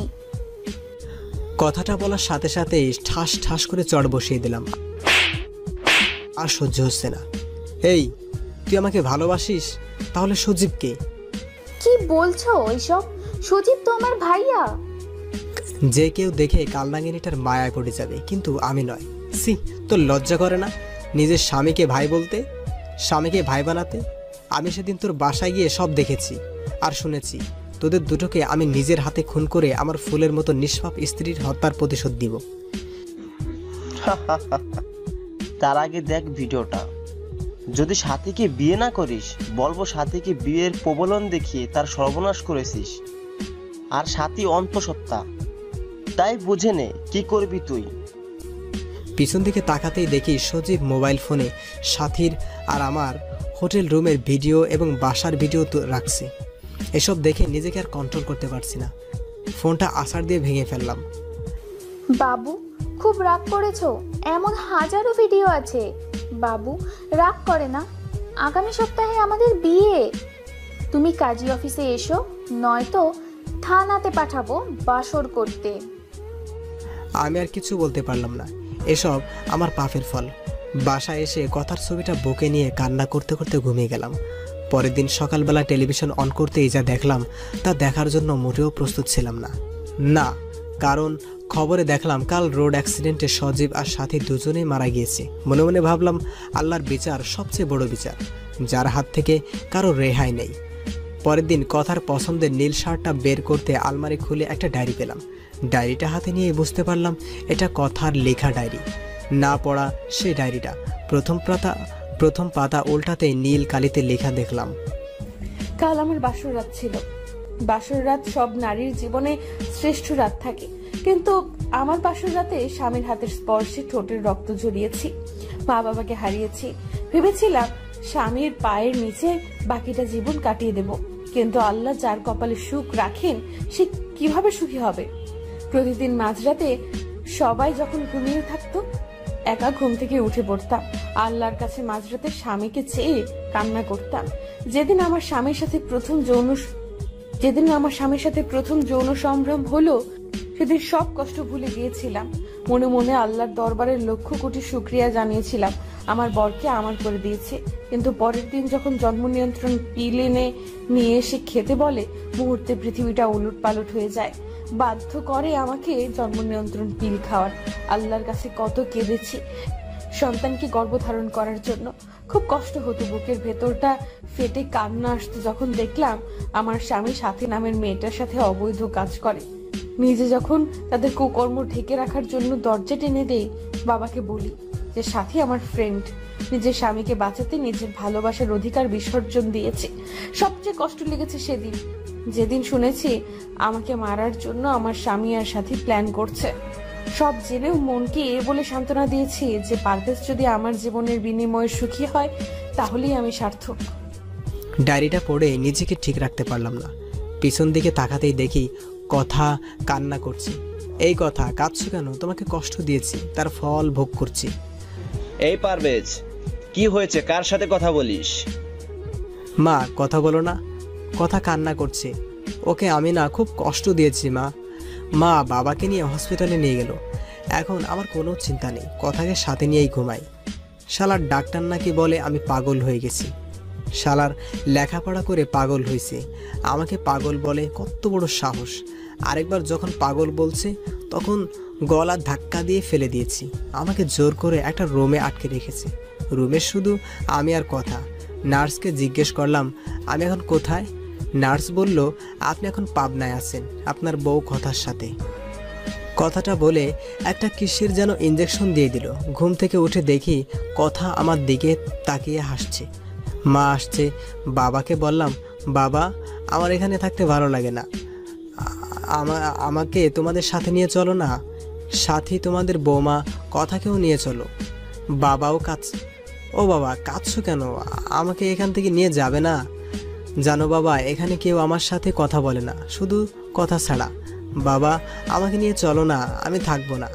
কথাগুলো বলেই কাঁদতে লাগলাম। বাবা মাকে নিয়ে চলে গেল। তারপর নার্স এসে ইঞ্জেকশন দিয়ে গেল। তারপর আর কিচ্ছু মনে নেই, সব সময় কথার সাথেই কথা বলতাম। এদিকে আজ মা বাবা আমাকে নিতে আসছে। এখন কথা আমার সাথে আর কথা বলে না। আমি জানি কথা মারা গেছে।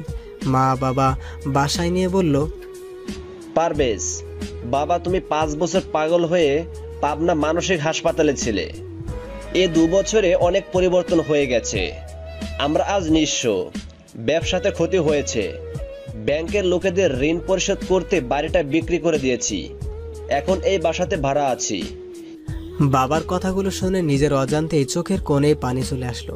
আমার বাবা এই বয়সে অফিসে কাজ করে। মনে মনে ভাবলাম আমার কোনো না কোনো জব করতে হবে। যেই ভাবা সেই কাজ। কয়েক জায়গায় আবেদন করলাম, সাথে সাথে একটা প্রাইভেট প্রতিষ্ঠানে শিক্ষকতা করার জন্য আবেদন করলাম। সপ্তাহখানেক পর নোটিশ আসলো, সে প্রতিষ্ঠানে আমাকে জয়েন করতে বলেছে। দিনগুলো ভালোই কাটছিল, কিন্তু প্রতি রাতেই কথার স্মৃতি আমাকে ঘুমোতে দেয় না।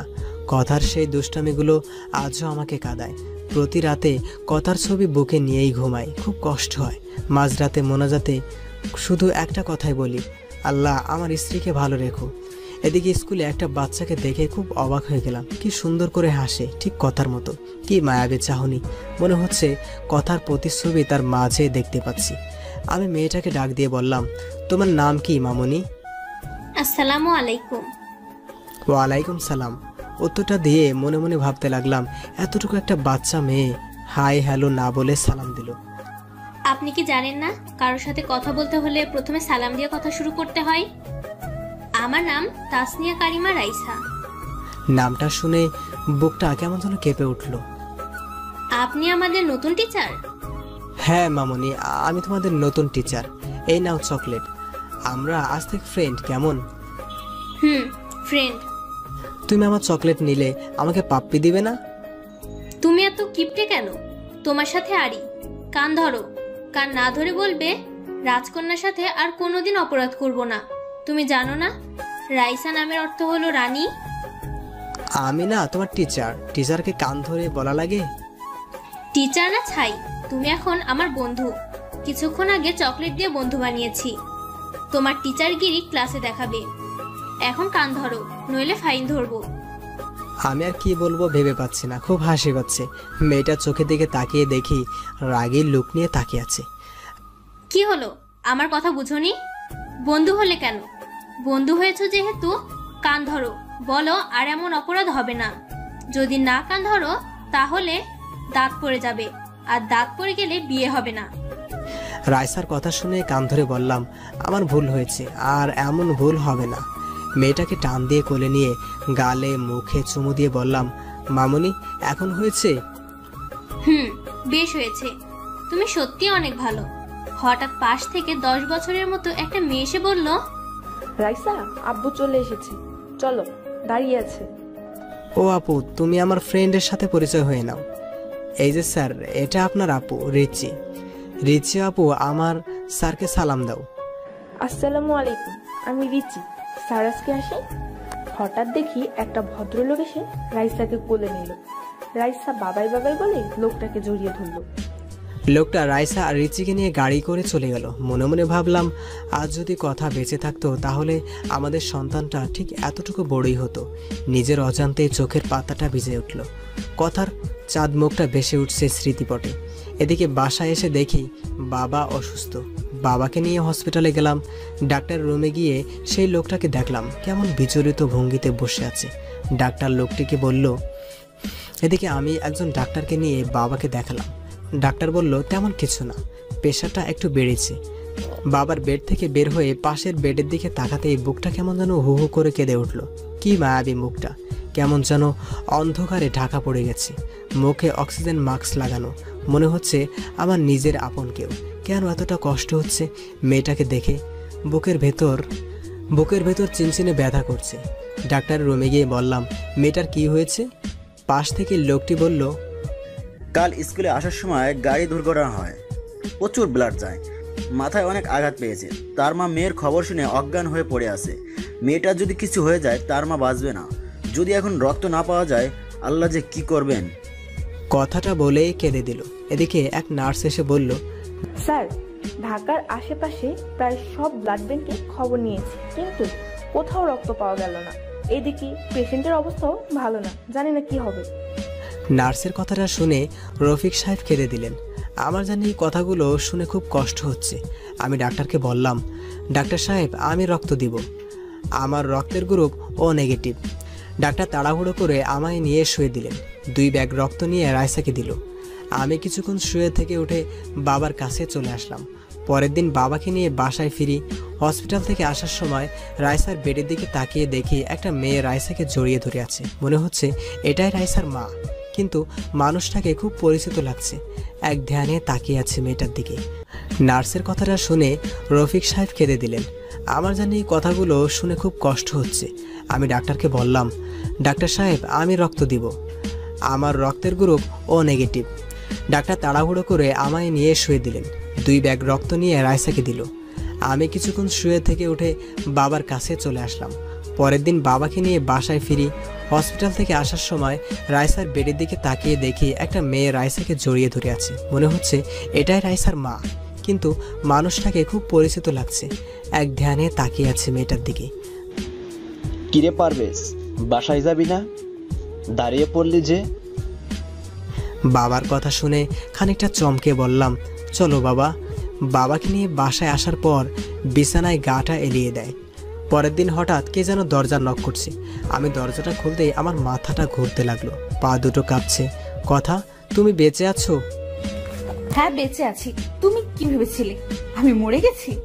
যাকে আল্লাহ বাঁচায় তাকে কেউ রক্ষা করতে পারে না। কিন্তু আমি যে স্পষ্ট দেখেছি সেটা তুমি রোড অ্যাক্সিডেন্টে মারা গিয়েছো। তুমি ভুল দেখেছো। তুমি জানো না এই পৃথিবীতে একজন মানুষের ন্যায় আরো 7 জন মানুষ রয়েছে। আচ্ছা বাদ দাও, এই নাও আমার বিয়ের কার্ড। তুমি কিন্তু আসবেই। আঙ্কেল আন্টির সাথে জান্নাতকেও নিয়ে আসবে। কথা, আমি তোমাকে ভালোবাসি, বড্ড বেশি ভালোবাসি। আমি আমার ভুল বুঝতে পেরেছি। প্লিজ আমাকে ক্ষমা করে দাও। তোমাকে ছাড়া সত্যিই বাঁচবো না। প্লিজ ছেড়ে যেও না আমায়। প্লিজ, আমার বুক থেকে তোমাকে আর কেউ কেড়ে নিতে পারবে না। কান্না করে দিয়ে কথাগুলো বললাম। চোখ থেকে টুপটাপ করে পানি পড়ছে। নিজের অজান্তে কথার হাতটা ধরে ফেললাম। ঠাস ঠাস করে চড় বসিয়ে দিল কথা আমার গালে। হঠাৎ কি যেন পড়ার শব্দে ঘুম ভেঙে গেল। ফ্লোরের দিকে চেয়ে দেখি বুক থেকে কথার ছবিটা পড়ে ভেঙে গিয়েছে। গলাটা শুকিয়ে গেছে। টেবিল থেকে এক গ্লাস পানি খেয়ে এসে বিছানায় ধপ করে বসে পড়লাম। আমি বুঝতে পারলাম আমি কথাকে নিয়ে বাজে স্বপ্ন দেখছি। কথার মুখটা বারবার ভেসে উঠছে। কয়েকদিন পর স্কুলে গিয়ে দেখি রফিক সাহেব বসে আছে। আপনাকে আজ আপনাদের বাড়িতে দাওয়াত, সন্ধ্যায় আসবেন। আজ আমাদের রাইসার 5ম জন্মবার্ষিকী। রফিক সাহেব কথাটা বলে বাড়ির ঠিকানা দিয়ে চলে গেল। এদিকে সন্ধ্যায় ঠিকানা দেওয়া বাসায় গিয়ে নক দিলাম। একটা কাজের মেয়ে দরজাটা খুলে দিল। বাসাটা খুব সুন্দর করে সাজানো। রাইসা দৌড়ে এসে আমাকে জড়িয়ে ধরলো। খুব সুন্দর লাগছে মেয়েটাকে। মেয়েটাকে কোলে নিয়ে গালে মুখে চুমু দিয়ে বুকে জড়িয়ে নিলাম। অজানা এক প্রশান্তি মনে হচ্ছে শুয়ে গেল। বাড়িতে প্রায় আমাদের স্কুলের সব টিচারদের দাওয়াত করা হয়েছে। হঠাৎ সিঁড়ি দিয়ে কাউকে নামতে দেখে থমকে গেলাম। নীল রঙের চশমাটা খুলে মুছে আবার চোখে পড়লাম। বুকের স্পন্দন বেড়ে যাচ্ছে, কারণ এ তো অন্য কেউ না, কথা। এটা কিভাবে সম্ভব? যাকে নিজ হাতে দাফন করেছি, যার চাঁদ মুখটা এখনো ভেসে ওঠে, কিন্তু কথা আবার বেঁচে আছে। কথা দিকে তাকিয়ে পলক ফেলতে পারছি না। নিজের অজান্তেই কথার নাম ধরে ডাকতে গিয়েই গলাটা কেমন যেন ধরে এলো অন্যদিকে। পাশ থেকে কে যেন বলে উঠল, তানিয়া, তোমার শাস্তি এত লেট হয় কেন? কখন থেকে সবাই অপেক্ষা করছে? আমি কিছু ভাবতে পারছি না। এদিকে রফিক সাহেব কথার হাত ধরে নামাচ্ছে। কথার সাথে কয়েকবার চোখাচোখি হয়েছে, কিন্তু কোনো কথা হয়নি। এদিকে রাইসার জন্মদিনে কেক কাটার পর কাঁধে কারো হাতের স্পর্শ পেলাম। পিছন থেকে তাকিয়েই দেখি কথা। আসসালামু আলাইকুম, আমি তানিয়া রিজওয়ান রফিক। ওয়ালাইকুম সালাম, কেমন আছেন? জি ভালো। আপনার কাছে অনেক কৃতজ্ঞ। আপনি আমাদের কলেজের টুকরাকে রক্ত দিয়ে বাঁচিয়েছেন। রাইসার আব্বুর কাছে আপনার কথা শুনেছি। আপনি কি বিয়ে করেছেন? একদিন ম্যাডামকে নিয়ে বেড়াতে আসবেন। আমি কি আর বলবো বুঝতে পারছি না। এটা আমার কথা নয়, কিন্তু মনে হচ্ছে এটাই আমার ভালোবাসার মানুষ, আমার স্ত্রী। কিছু ভাবতে পারছি না, বুকটা ফেটে যাচ্ছে। আসার সময় বাড়ির গেট পর্যন্ত রাইসা আর তার মা এগিয়ে দিয়ে গেল। বাসায় এসে কথার স্মৃতিগুলো ভাবতে লাগলাম। আমি জানি এটা কথা নয়, কিন্তু কেন যেন বারবার আমার মন বলছে এটাই কথা, এটাই আমার পিচ্চি বউ কথা। এখন প্রায় প্রায় তাদের বাসার নিচে দাঁড়িয়ে থাকি। প্রতিদিন কোথায় যেন যায় তানিয়া, যাকে আমার মন বলে এটা তানিয়া নয়, কথা। পরে খবর নিয়ে জানতে পারি অফিসে যায়, নিজের অফিস আছে। একদিন অফিসে যাওয়ার পথে কথার গাড়ি আগলে দাঁড়ালাম। গাড়ি দাঁড়া করাতেই বললাম, যদি কিছু মনে না করেন পার্কে গিয়ে বসতে পারি, আপনার সাথে কিছু কথা আছে। আচ্ছা চলেন। একটা পার্কে নিয়ে গাড়ি দাঁড় করালো। কিছু বলবেন? আমার যেতে হবে। একটা সত্যি কথা বলবেন? বলেন, কি বলতে চান? আমার মন বলছে তুমি তানিয়া না, আমার কথা। আমার মন বলছে প্লিজ মিথ্যা বলো না। আপনি কি ঠিক আছেন মিস্টার পারভেজ? আমি তানিয়া রেজওয়ান রফিক। আপনার কথা কি বলছেন এসব? আপনি এসব বলতে এসেছেন আমাকে? ছি, লজ্জা করে না? আমি মিথ্যা বলছি না, একের পর এক কথার সাথে ঘটে যাওয়া সব ঘটনা বললাম। কি আশ্চর্য, আপনি কি আমাকে নাটকের স্ক্রিপ্ট শোনাচ্ছেন? প্লিজ, আমি জানি তুমি আমার কথা, তুমি আমার সাথে মিথ্যা বলছো। কি আশ্চর্য, আমার বিয়ে হয়েছে, বাচ্চাও আছে দুটা। প্লিজ কথা, তুমি আমার কথা বলো, তুমি মিথ্যা বলছো। আমার মন কখনো মিথ্যা বলে না। কথাটা বলেই কথার হাতটা ধরে ফেললাম। কথা হাতটা ছাড়িয়ে ঠাস ঠাস করে চড় বসিয়ে বলতে লাগলো, আপনাকে ভালো ভেবেছিলাম, কিন্তু আপনার যে চরিত্র খারাপ তা বোঝার বাকি রইল না। লজ্জা করে না অন্যের বউয়ের হাত ধরতে? আপনার কি বউ নেই? জানেনই আমার বর আর দুইটা মেয়ে আছে, তারপর আমাকে কেন বিরক্ত করেন? নির্ঘাত আমার মেয়ের জীবন বাঁচানোর জন্য আজ আপনাকে লোক ডেকে অপমান করলাম না, নইলে আজ আপনাকে পুলিশে দিতাম। ছোট লোক, নারীদের সম্মান করতে শিখেনি, জন্মের দোষ রয়েছে আপনার। এদিকে তানিয়া, যাকে কথা ভেবে নিজের অজান্তেই হাতটা ধরে ফেলেছিলাম, কিন্তু সে তো আমার কথা না। নিজের প্রতি আজ প্রচণ্ড ঘৃণা হচ্ছে। আজ আমার জন্য মা বাবা কথা শুনলো। সরি, আমি ঠিক এমনটি বলতে চাইনি।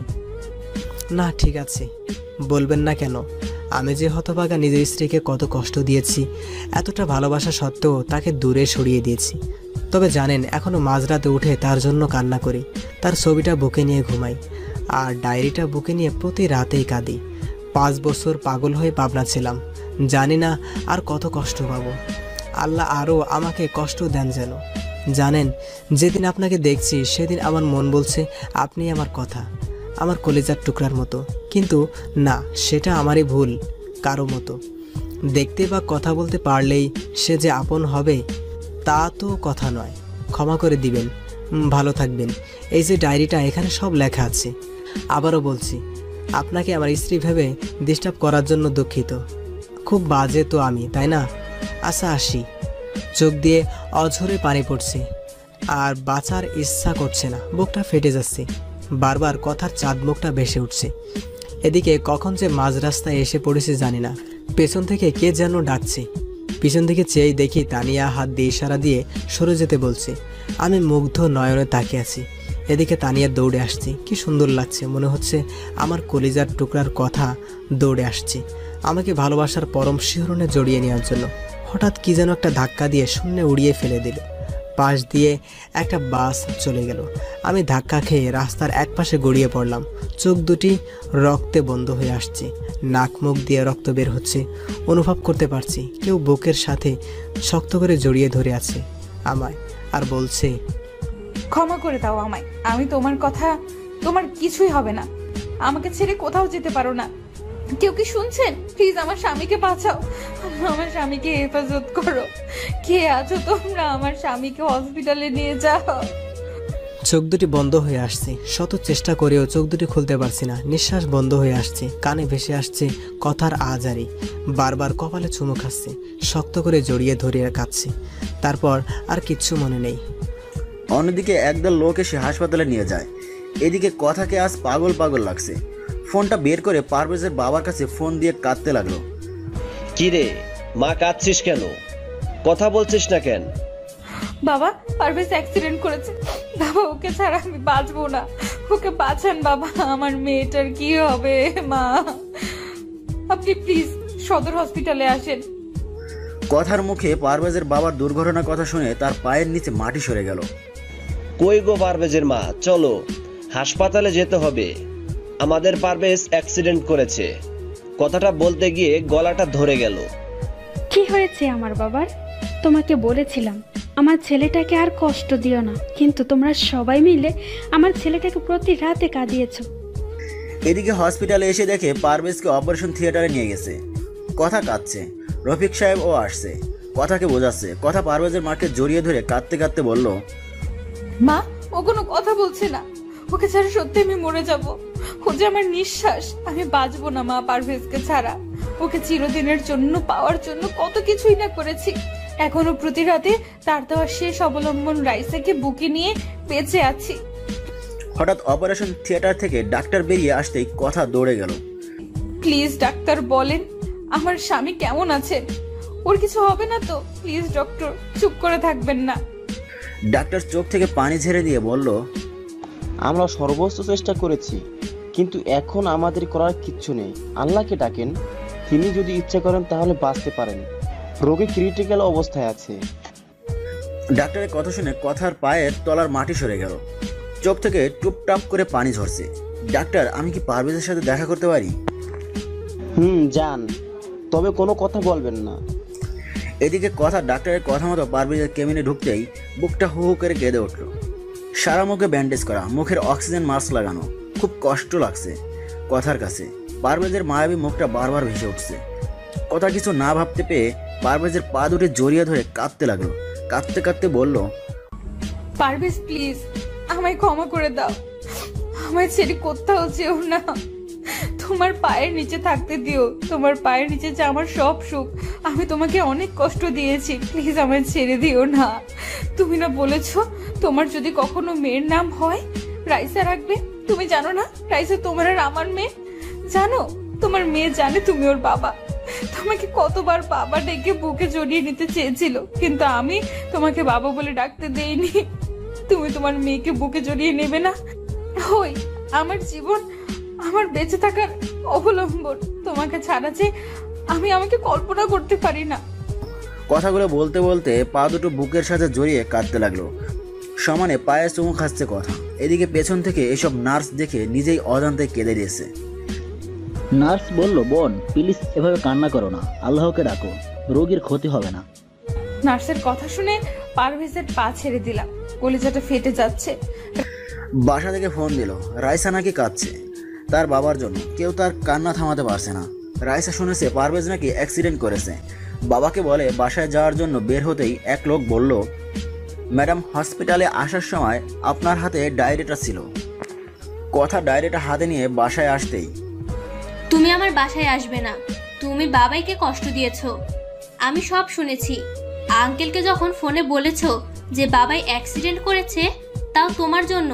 তুমি আমাকে বাবা ডাকতে দাওনি। আমার বাবা অনেক ভালো। সেদিন আমার জন্য কান ধরেছিল, আমাকে বুকের সাথে জড়িয়ে ধরেছিল, আমার গালে মুখে পাপ্পি দিয়েছিল। আমি বাবাই ডাকতে চেয়েও বাবা ডাকতে পারিনি, তুমি ডাকতে নিষেধ করেছিলে বলে। ছোটবেলা থেকে বাবাইয়ের ছবি দেখিয়ে বলেছো ওটা তোর বাবা। যেদিন বাবাইকে প্রথম দেখলাম সেদিন দৌড়ে বাবার কোলে গিয়ে বলতে পারিনি, বাবাই তুমি আমাকে ছেড়ে কোথাও যাবে না। কিন্তু পারিনি। স্কুলে যখন সব ছেলে মেয়েরা বাবার কোলে চড়ে, তাদের বাবা জড়িয়ে ধরে আদর করে, তখন আমি তাদের দিকে চেয়ে থাকি। আমার খুব কষ্ট হতো তখন। রাইসা মামুনি, বাবাই ভালো হয়ে যাবে। মা আমার, তুমি কেঁদো না। তুমি আমায় মা ডাকবে না, তুমি আমার কেউ না। তুমি বাবাইকে কষ্ট দিয়েছো, আমার বাবাইকে বাবাই বলে ডাকতে দাওনি। কাঁদতে কাঁদতে রুমে গিয়ে দরজা লাগিয়ে দিল। আমি কি করব? রাইসার কথাগুলো শুনে কলিজা ফেটে যাচ্ছে। সত্যিই তো, তার বাবা থেকে রাইসাকে আমি দূরে রেখেছি। বারবার পারভেজের কথা মনে পড়ছে। রফিক ভাইয়া কিছু বলছে না, শুধু বলল, মানুষটাকে বড্ড বেশি কষ্ট দেওয়া হয়ে গেছে রে। আমি দরজাটা লাগিয়ে বিছানায় শুয়ে বালিশে মুখটা লাগিয়ে কাঁদতে লাগলাম। হঠাৎ মনে পড়লো পারভেজ একটা ডায়েরি দিয়ে গেছে। টেবিলের উপর থেকে ডায়েরিটা তুলে বুকে জড়িয়ে নিলাম। আমার এই হৃদয়ে লিখেছিলাম তোমারই নাম। ডায়েরির পরের পাতা উল্টাতেই, ওগো হৃদয় রাগিনী, জানি না কিভাবে শুরু করব। আমি যে অনেক বড় অপরাধী, তোমার অবুঝ ভালোবাসাকে অবহেলা করেছি। জানো, যেদিন তোমাকে হারিয়ে ফেলেছি সেদিন বুঝেছি তুমি কতটা জীবন জুড়ে আমার জীবনে ছিলে। জানো, প্রতিদিন তোমার জন্য কেঁদেছি। মাঝরাতে উঠে আল্লাহর কাছে চাইতাম যেন তোমাকে আমার করে পাই। প্রতি রাতে তোমার ছবিটা বুকে নিয়ে ঘুমাতাম, তোমার ছবি বুকে নিয়ে কাঁদতাম। জানো, মানুষ মারা গেলে নাকি তারা হয়ে যায়, তাই প্রতি সন্ধ্যায় আকাশের তারাদের সাথে কথা বলতাম যেন আমার হৃদয়াঙ্গিনীকে তারা যেন কষ্ট না দেয়। রাতের আকাশের সবচেয়ে উজ্জ্বল তারাকে তুমি মনে করে কাঁদতাম আর বলতাম, অভিমান ভেঙে এসো না, জড়িয়ে নাও না আমাকে, আমি যে আর পারছি না তোমার বিরহে। এসব বলে কাঁদতাম, কিন্তু তুমি এতটাই আমার প্রতি অভিমান করেছিলে যার জন্য আমার সাথে কথা বলো না, শুধু করুণ দৃষ্টিতে আমার দিকে তাকিয়ে থাকতে। সত্যি কি তুমি আমাকে ক্ষমা করবে না? জানো, আমার খুব ইচ্ছা করে তোমাকে এই মরুর বুকে জড়িয়ে নিয়ে শান্ত করতে আমারই প্রাণ। জানো, আজ একটা বাচ্চা মেয়েকে দেখে তোমার কথা বড্ড বেশি মনে পড়ছে। বাচ্চাটা দেখতে ঠিক তোমার মতোই। আমি এতটাই হতভাগী, নিজের বাচ্চাকে নিজের হাতে নষ্ট করেছি। জানো, এখনও সেই রাতের কথাগুলো ভুলতে পারি না। তোমাকে দেওয়া প্রতিটা চড়ের আঘাত আমার কলিজাতে লেগেছে। জানো, পরের দিন যখন বাচ্চাটাকে ব্লাড দিলাম সেদিন মনে হয়েছে আমার খুব কাছের কাউকে রক্ত দিচ্ছি। বাচ্চাটার জন্মদিনে বাচ্চাটাকে বুকে জড়িয়ে নিতেই তোমার শরীরের গন্ধ পেলাম, কিন্তু যখনই সিঁড়িতে তোমার মতোই কাউকে দেখলাম তখন সত্যিই ভেবে নিয়েছিলাম আল্লাহ আমার ডাক শুনেছে। আমি আনন্দে আত্মহারা হয়ে গিয়েছিলাম, কিন্তু যখন শুনেছিলাম তুমি কথা নও, আমাকে চিনো না, তখন আমার কলিজাটা ফেটে যাচ্ছিল। যখন রফিক সাহেব এসে হাত ধরলো আমার কাছে, তখন মনে হয়েছিল কেউ যেন কলিজাটা দুমড়ে মুচড়ে ছিঁড়ে নিয়ে যাচ্ছে। জানো, তুমি নেই জেনেও নিজের অজান্তে পাগলামি করেছি আর বাসায় এসে কেঁদে বুক ভাসিয়েছি। পরের দিন ঠিক কী করলাম, তোমার জন্য লেখা ডায়েরিটা তানিয়া আপুকে দিয়ে তোমার কাছেই চলে আসব। আমি যে আর পারছি না, মৃত্যুর পথ বেছে নেওয়া ছাড়া আমার আর কোনো উপায় নেই। তোমাকে ছাড়া যে এখন আমার নিঃশ্বাস নিতেও কষ্ট হয়, কষ্টটা আরও বেশি হয় যখন তোমার মতো তানিয়া নামক মেয়েটা তার স্বামীর হাত ধরে আমার সামনে দিয়ে হেঁটে যায়। জানো, তখন বড্ড বেশি তোমার কথা মনে পড়ে। কি করব, আমি তোমাকে ছাড়া আর বাঁচতে পারছি না। তোমাকে নিয়ে লেখা শেষ অবলম্বনটা তোমাকে মনে করে তানিয়া আপুকে দিয়ে গেলাম। জানো, খুব কষ্ট হচ্ছে কথাগুলো লিখতে। ডায়েরিটা পড়তেই চোখ দিয়ে জল গড়িয়ে পড়লো। আজকে কথার একটা মিথ্যার জন্যই পারভেজের মৃত্যুর কিনারায়। খুব কষ্ট হচ্ছে কথার কানে বারবার বাজছে। পারভেজের শেষ কথাগুলো হঠাৎ বাইরে কিছু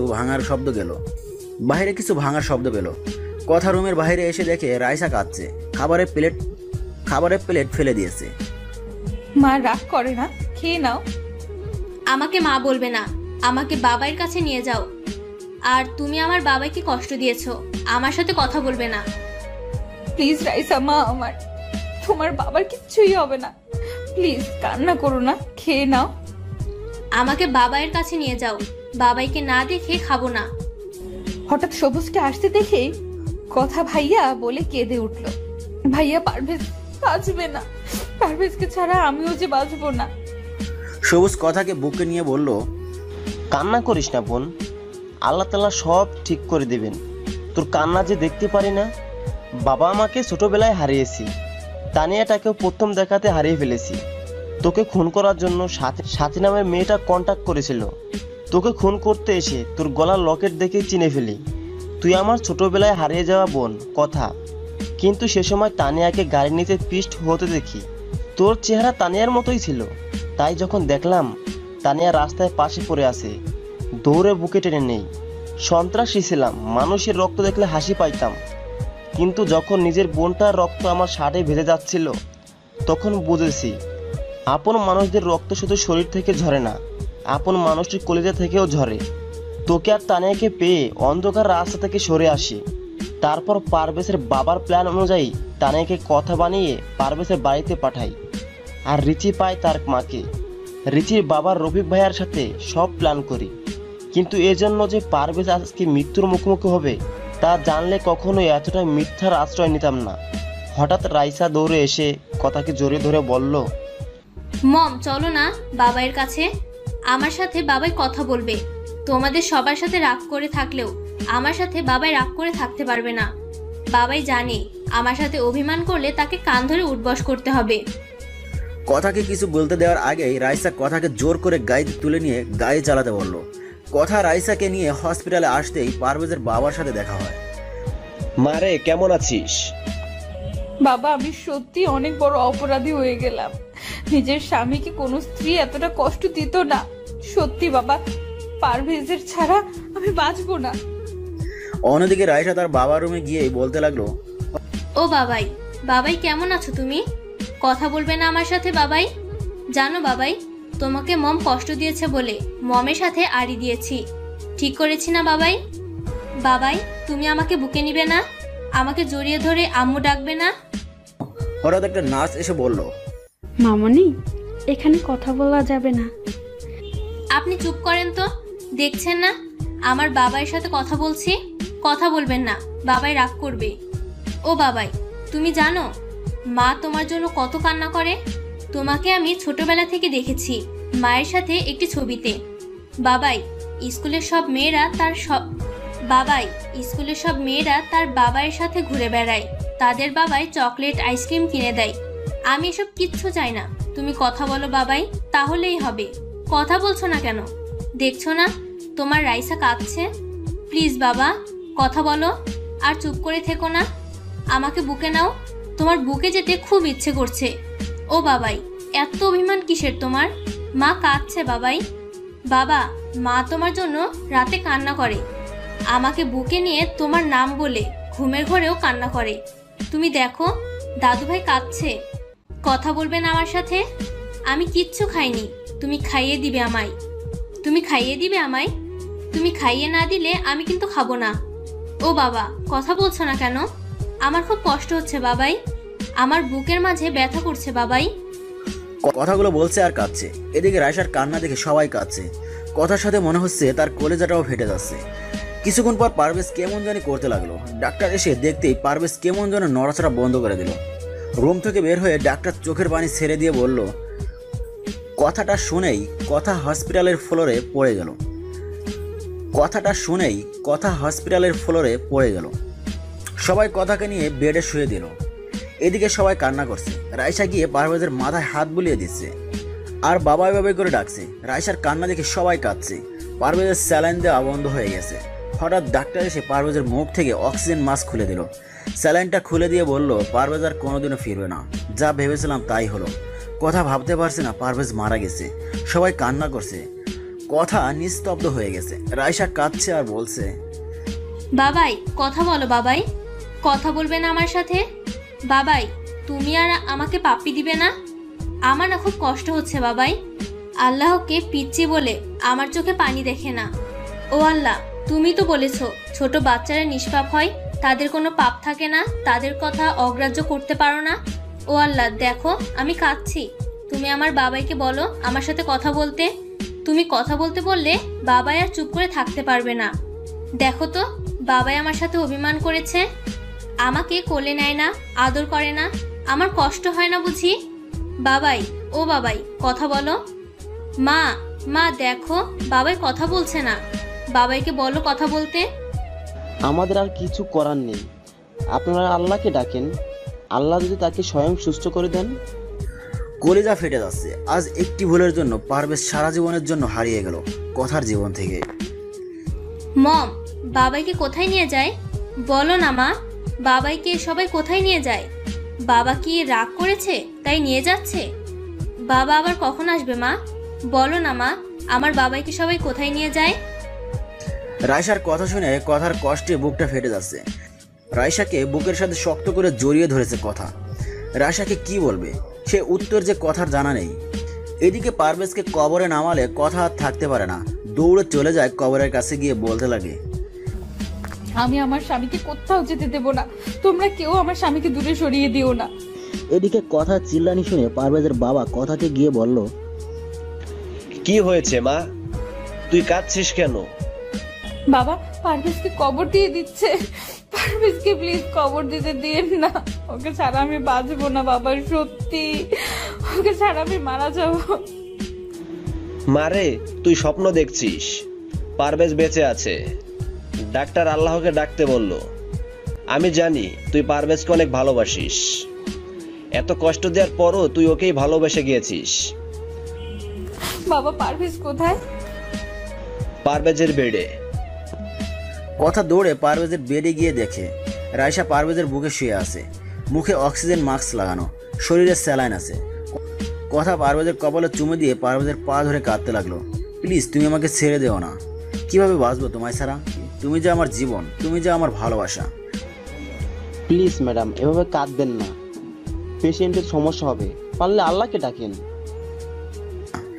ঘড়ির দিকে তাকিয়ে দেখে রাত 1টা বাজে। কথা দুরাকাত নফল নামাজ শেষ করে মোনাজাতে 2টি হাত উত্তোলন করতে লাগলো।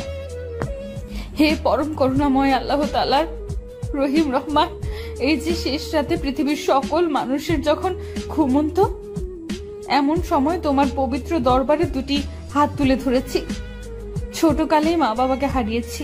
বাবার স্নেহ কি জিনিস কখনোই তা পাইনি মায়ের ভালোবাসা, একমাত্র অবলম্বন স্বামী। আজ আমার স্বামীর জীবন ভিক্ষা চাই তোমার দরবারে। হে আল্লাহ, ফকির এক দরজায় ভিক্ষা না পেলে অন্য দরজায় যায়, আর তুমি ছাড়া তো আমার কোনো দরজা নেই। এই ভিখারিনীকে তুমি খালি হাতে ফিরাইও না। আমি কিছু চাইনি কোনোদিন তোমার দরবারে, কোনোদিনও বলিনি বা অভিযোগ করিনি। মা বাবাকে কেন কেড়ে নিলে? আল্লাহ, তোমার কাছে আমার স্বামীর জীবন ভিক্ষা চাই। আল্লাহ, আমার জীবনের বদলতে হলেও আমার স্বামীকে বাঁচিয়ে দাও। আমার মেয়েকে তুমি বাবা হারা করো না। আল্লাহ, সন্তান কাজের নাকি মা সহ্য করতে পারে না। হো আল্লাহ, তুমি তো দুনিয়ার মায়ের চেয়ে তোমার বান্ধা বান্দিকে লক্ষ কোটি গুণ বেশি ভালোবাসো। আল্লাহ, এই নিশিরাতে তুমি কি আমার কথা শুনতে পাচ্ছ না?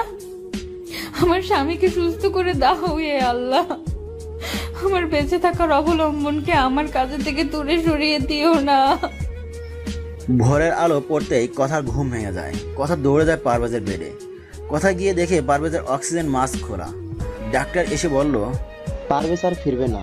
কথাটা বলে ডাক্তার চলে গেল। কথা চিল্লায়ে কাঁদছে। না, আমার পারভেজ আমাকে ছেড়ে কোথাও যেতে পারে না। পারভেজের 2টি পা জড়িয়ে ধরে বলতে লাগলো, তুমি আমাকে ছেড়ে যেও না। আমি সত্যি তোমাকে ছাড়া বাঁচবো না। তোমার বুকে যে আমার শেষ ঠিকানা। প্লিজ কথা বলো, চুপ করে থেকো না। কথা পারভেজের পা জড়িয়ে ধরে কাঁদছে। কথা কাঁদতে কাঁদতে কপালে গিয়ে ভালোবাসার স্পর্শ এঁকে দিল। এদিকে কে যেন কথাকে শক্ত করে জড়িয়ে ধরলো। কথা চেয়ে দেখে পারভেজ কথাকে শক্ত করে জড়িয়ে ধরেছে। এদিকে পারভেজ বলছে, আমি কি আমার পিচ্চি বউটাকে রেখে মরতে পারি? আমি যে আমার পিচ্চি বউটাকে বড্ড বেশি ভালোবাসি। আমার পিচ্চিটাকে কি জড়িয়ে ধরতে পারি? যা দুষ্টু, কথাটা বলে। পারভেজের বুকে মুখ লোকালো। এই কি করছো? শার্ট তো ভিজে গেল। ভিজুক কেন? কষ্ট দিলে আমায়? তুমিও তো আমাকে কম কষ্ট দাওনি। 5 বছর তোমাকে ছাড়া কাটিয়েছি, তাই আমিও ডাক্তারকে সব কিছু বলে ডাক্তারের সাথে প্ল্যান করে এসব করেছি। তবে অ্যাক্সিডেন্ট সত্যি সত্যি হয়েছিল। আচ্ছা, সত্যি যদি আমি হারিয়ে যেতাম? কথা আমার মুখে হাত দিয়ে ফেললো। কি বলছো? তাহলে আমার কি হবে? এখনো তো 12 রাত বাকি। আর এখন আর আমি কিন্তু পিচ্ছি না। আমি হেসে দিয়ে কথাকে জড়িয়ে ধরলাম। হঠাৎ রাইসা এসে বলল, বাবাই মাকে আদর করে, আমায় করবে না? রাইসাকে কোলে নিয়ে দুজনেই হেসে দিলাম।